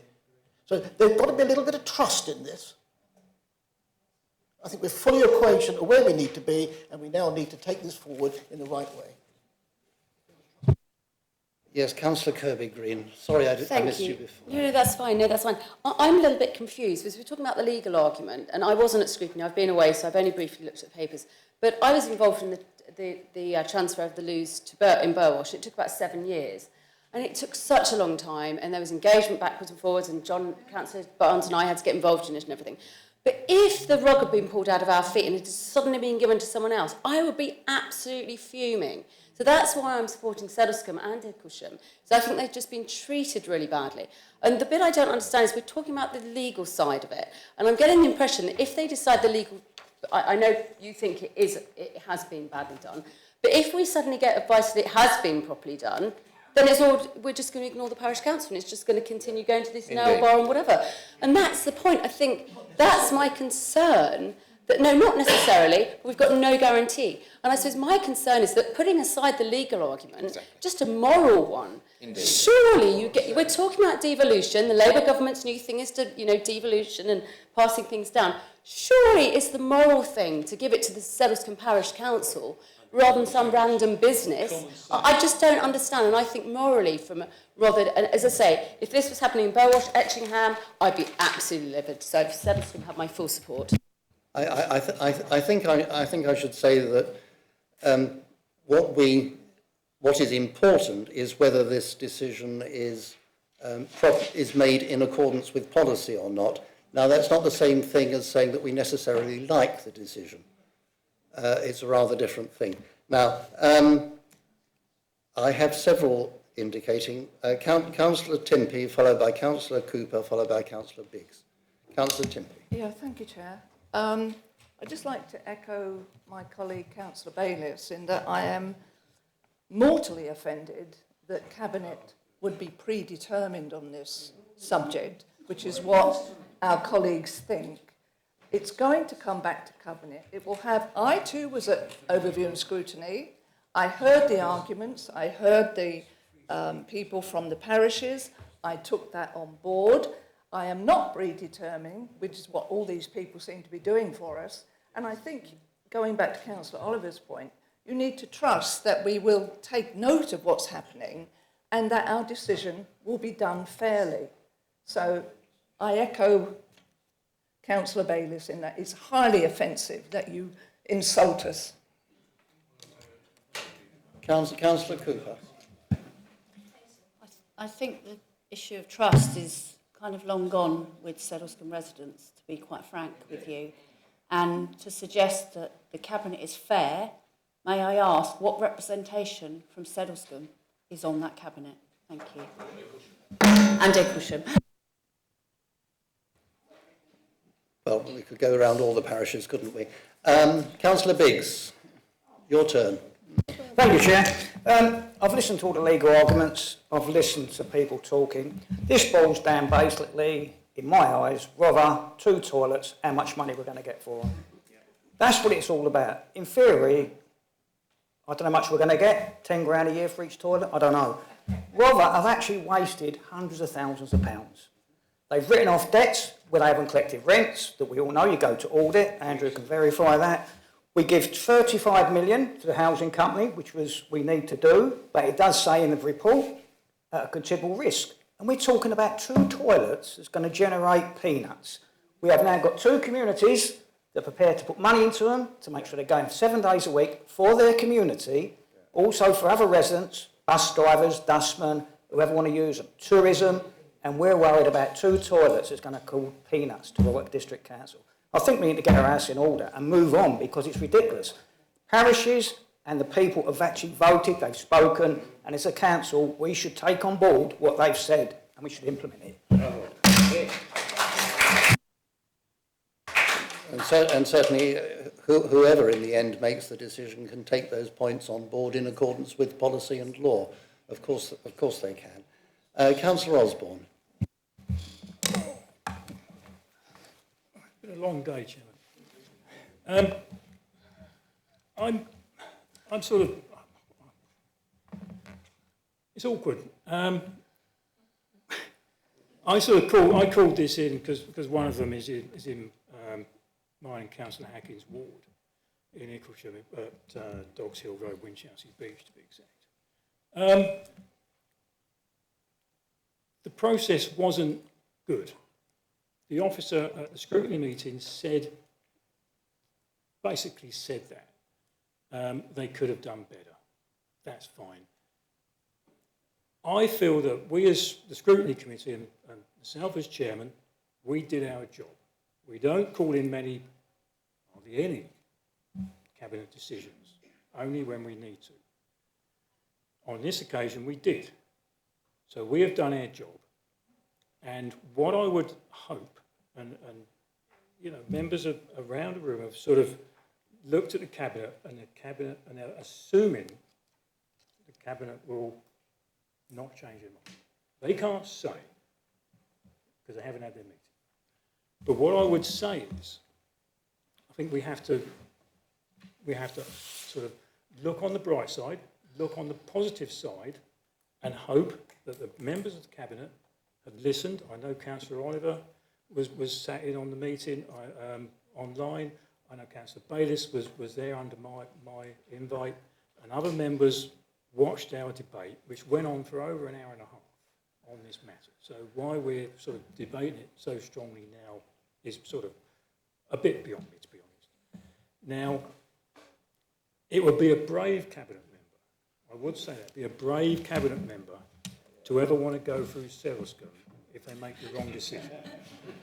Because, you know, even today, I am still receiving emails from residents of Selescombe. Why residents of Selescombe are emailing me, I do not know, but I did do a Facebook search and found out that the parish council put my name on there and said email this chairman. So I've had over, I think it's probably 60 emails now on this issue. And I sort of replied and said, well, the decision is not mine. The decision is with the cabinet. So, and that is basically what we were told at scrutiny by Butter. When he was saying that, he said, if you refer it to council, it has to go to cabinet. So there's a cabinet decision that we called in. So whether anywhere in the thing there's a change or a mistake been made in the constitution or whatever, or in the terms of references or whatever, that can be looked at and confirmed by next Monday. But, you know, we only can hope that the cabinet have listened. That's all we can say, Chairman. We can't, you know, I can't say anything else. So I'm sort of looking on the positives, if you like. You'd be a brave man to vote against it, but there it is. Thank you, Chair. So I had Councillor Coleman indicating first, and then Councillor Maynard. Thank you, Chair, for allowing me to speak after my point of clarity earlier. Yeah, I don't think it's any secret that I abstained on the original cabinet decision, so I'm certainly not predetermined. And I don't think I'm breaching confidentiality to say that I argued quite vociferously against and with my concerns about the original proposal. And I actually think when we take the temperature out of this debate and when we move away from some of the complicated arguments about this policy, that policy, whatever, and I think Councillor Osborne is absolutely right. At the end of the day, based on our constitution, this does have to go back to Cabinet one way or another, and if it's not compliant, then Cabinet can then send it back to Council. But either way, this is a Cabinet decision. I actually think it's important to note that Councillor Oliver could have proposed that, as full council, we continue and accept the Cabinet's decision and just go on with it. He didn't. Instead, he proposed that we refer this back to Cabinet, which only would have needed to be done theoretically if there had been a change to the original Cabinet decision. So I think, first of all, let's point out here, Cabinet are listening, and the Leader of the Council has made that decision to bring this back to Cabinet so that we can have further discussions, having watched scrutiny and listening to some very well-made arguments, having heard all of the debate tonight, and all of the debate tonight will be included in our thinking as Cabinet when we re-look at this with a clearer picture in terms of the policy. Then, of course, we will listen, and it is absolutely within our right to change our course as Cabinet based on all of that information. And I don't want to predetermine our decision as Cabinet, as a body, now. That would be improper. But we can make changes to our decisions. But I think it is important to note that we are listening, that Councillor Oliver's motion is, in my view, very sensible, in that it is not doing the easy thing, which would be to try and just get this through, just to pass this through straight away and continue with things. But bearing in mind that whichever side of the argument you're on here, there are businesses who have, in good faith, bid for these properties, for these assets, through a policy process that was supported by members across this chamber. Members of all parties, I believe, voted for that initial going out to seek market value for these assets.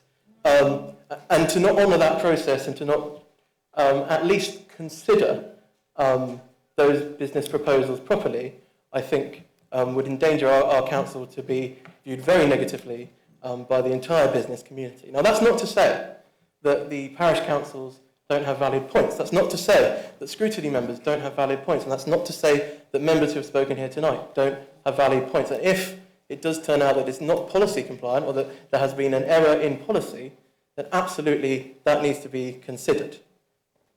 My final point is this. The actual decision by Cabinet was not to agree these leases.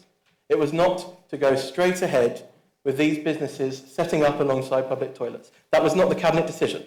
The Cabinet decision was to refer it to officers in consultation with the portfolio holder for economic regeneration to then look at business plans, to then do a rigorous examination of the businesses and business plans that have come forward in order to determine whether those bids that they have made can proceed.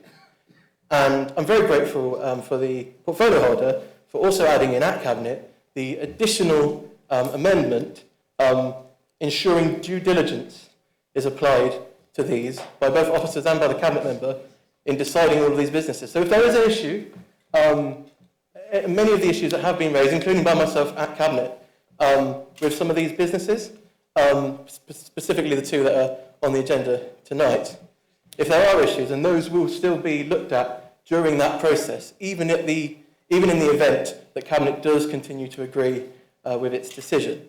So I just want to make those few points. But ultimately, I think thank you to Councillor Oliver for listening to scrutiny, to listening to the parish councils, and agreeing to pull this back to Cabinet rather than trying to push it through. I have listened as a Cabinet member, I know my colleagues have as well, and we will make a decision at that meeting if Councillor Oliver's motion goes through with all of the facts taken into account. Thank you, Chair.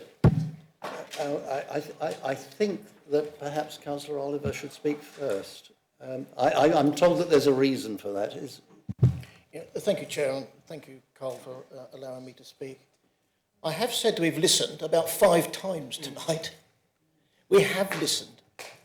And therefore, it's important we now re-examine where we are in order to remedy any issues that we believe may have occurred, either by interpreting framework that's there or otherwise, how compliant it is. At Cabinet next week, if there's an agreement that it comes back to Cabinet, which I would hope that you would support that opportunity, we're then in a situation to have officers here as well, officers that worked with the process, and therefore any issues that I have could be resolved. But we hear what you say, and I don't know how many times I've got to say that, but there's got to be some degree of trust here in order to work through what came through from scrutiny only last week and other conversations I've had with members since then. We can't predetermine any outcome, but I believe that's a message that you should take with you.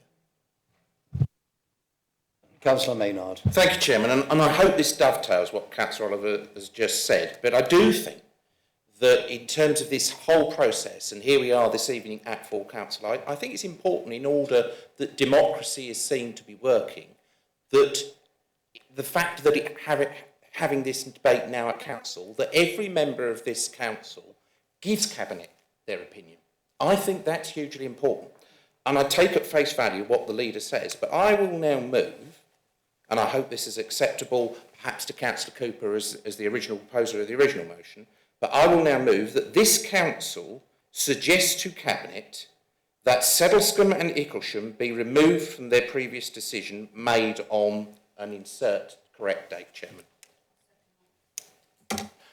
And I will also, Chairman, call for a recorded vote. Just not to be political, hear me out, please, through you, Chairman. No, don't. It's, you know, this. I want to be really clear. I want Cabinet to know what every member in this chamber thinks about this matter in order that they can make the right decision.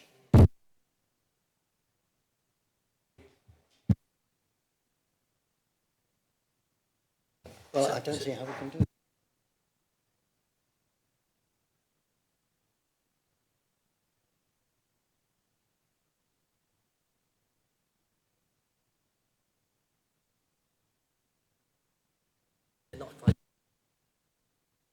So Councillor Maynard, I'm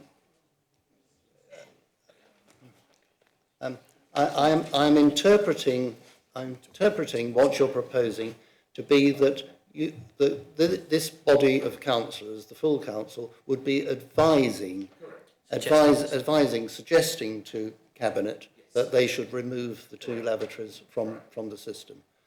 And as far as I'm aware, that is acceptable to the monitoring officer. The word is suggestible. So I've been given a form of... I removed the word advise and inserted the word suggest. We've had that conversation, Chairman. So, Chair, so you have an amended motion from the leader. So this would be an amendment to the leader's motion. This council suggests to Cabinet that Sedlescombe and Icklesham be removed from their previous decision made on the such and such date, 16th of June. 16th of June, yes. So you take a vote on that, Chair, then you go back to the... And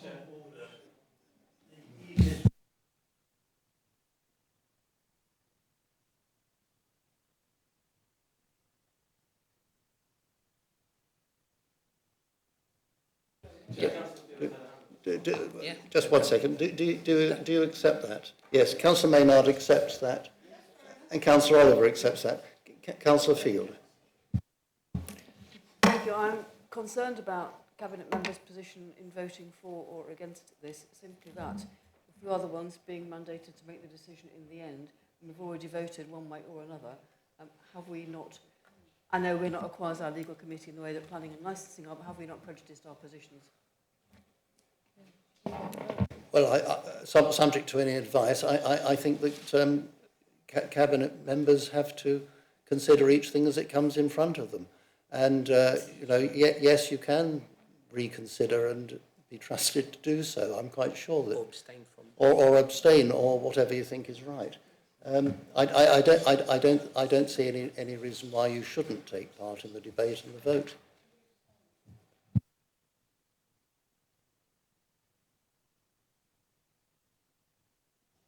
Councillor Prochak. Thank you. Really a question about, not about policy. We focused on policy. It's about whether procedure was followed. And I think when we had a very significant moment in scrutiny when Councillor Osborne asked, what was the sticking point? We all know we've been talking about the toilets and devolution. Devolution was going to be our financial saviour. Suddenly, it was gone out of the financial strategy because it became too difficult. Councillor Osborne asked the parish councils, what was the sticking point? We all know what the sticking point was. freehold versus leasehold. That was the sticking point. And our officer confirmed that was the problem. But that problem was removed in their last document. Got so many different documents, 4 documents in protecting local services. That was offered as a way, freehold. Were the parishes told? Did the parishes understand? And was there expressions of interest from Settlescombe, I know, and from Icklesham, accepted as expressions of interest? Because they say they weren't. And by the way, expressions of interest do not close until September this year. So can we also look at the actual procedure? Because it's one thing to say the policy was right, but was the procedure fair? And I think we need to really look at that. You say the officers are going to help you, but I heard some very strange things from officers at that meeting, that it was Cabinet that told them what to do. They didn't. It was just Cabinet that told them what to do. So it's Cabinet that we've got to trust. And the word trust has been used a few times tonight. And the implication is, let's hope we can trust them. Sorry, can I just have a point of order, please? Councillor Bayliss, yes. Yes, I do understand, Councillor Prochak, that the expressions of interest actually don't finish until September. But these toilets are specifically excluded from that process. And that's been explained to you on several occasions. Thank you. So, well, yes, sorry. We are dealing with just the 2. Yes, we are dealing with just the 2. Are we moving towards a vote, members? I'm not going to deny Councillor Groner his say, because I Sorry, I'll just be survive quick. in Fairlight.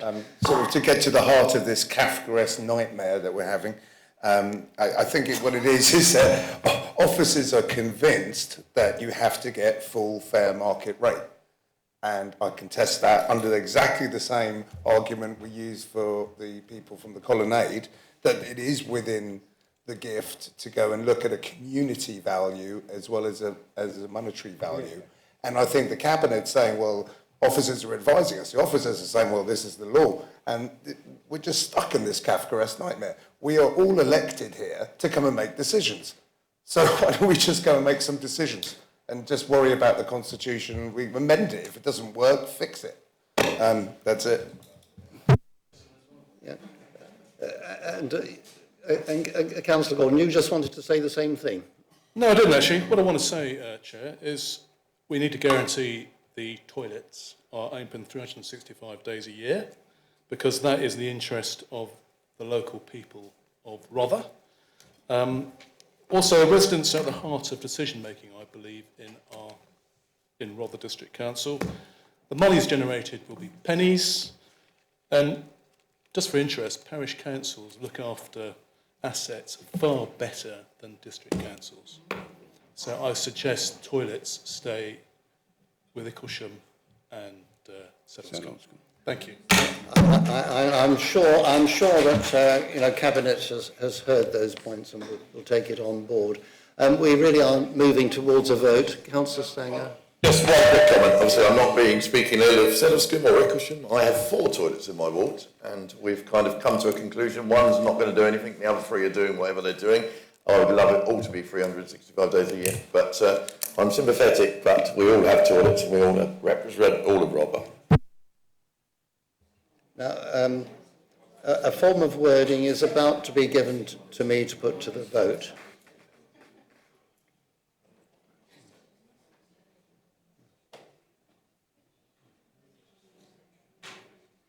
Just bear with me while the monitoring officer writes this out.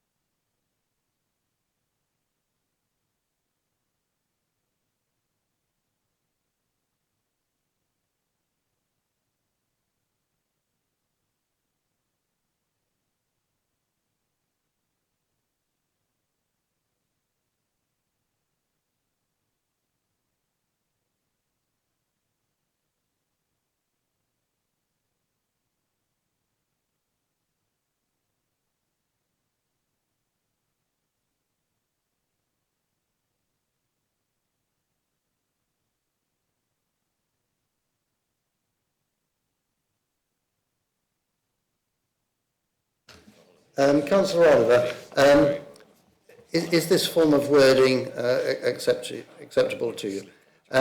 That council refer this matter back to Cabinet so the two public conveniences can be considered, noting that this council suggests to Cabinet that Settlescombe and Winchelsea Beach, that's Icklesham, be removed from their previous decision made on the 16th of June 2025. That's acceptable. That is acceptable. Could I ask a quick question? Because doesn't that mean, according to policy, they'll have to re-advertise? Don't we want to say that they go to the parishes? I don't, well, we're not, well, we've said that they should be removed from the previous decision. They would then have to remake their decision, applying whatever the proper law process is. That would be for them to do, properly advised, I think. Shall we go to a vote on this? As a substantive motion, Chair. This is the substantive motion because the amendments have been accepted. What I read out is what's on the table, and that's what shall I read it out again? Absolutely sure? No, Chair, I think everyone's happy. So in that case, all those in favour? No? What? Oh, it's a record. I forgot. A recorded vote. So Lisa. Okay, thank you, members. I'll read out your names alphabetically. Please answer just for, against, or abstain. John Barnes. For the motion as amended. Mary Barnes. For. Bayliss. Abstain.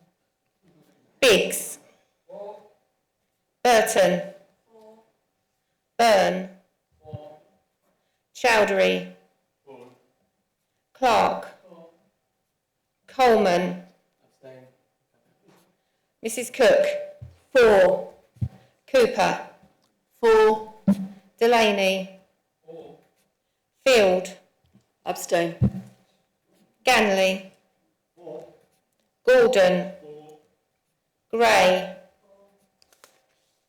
For. Groner. For. Hacking. For. Hayward. For. Colleen. Kirby Green. Legg.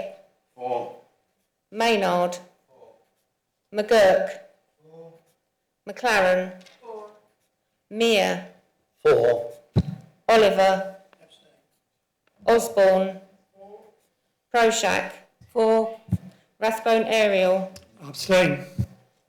Stanger. For. Thomas. For. Timpey. Abstain.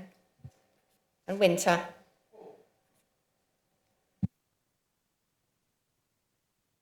And that counts as is carried unanimously. Thank you all. And I think that concludes the business of the meeting. Yes, that concludes our business. The meeting is concluded. Thank you all. Thank you, Chair.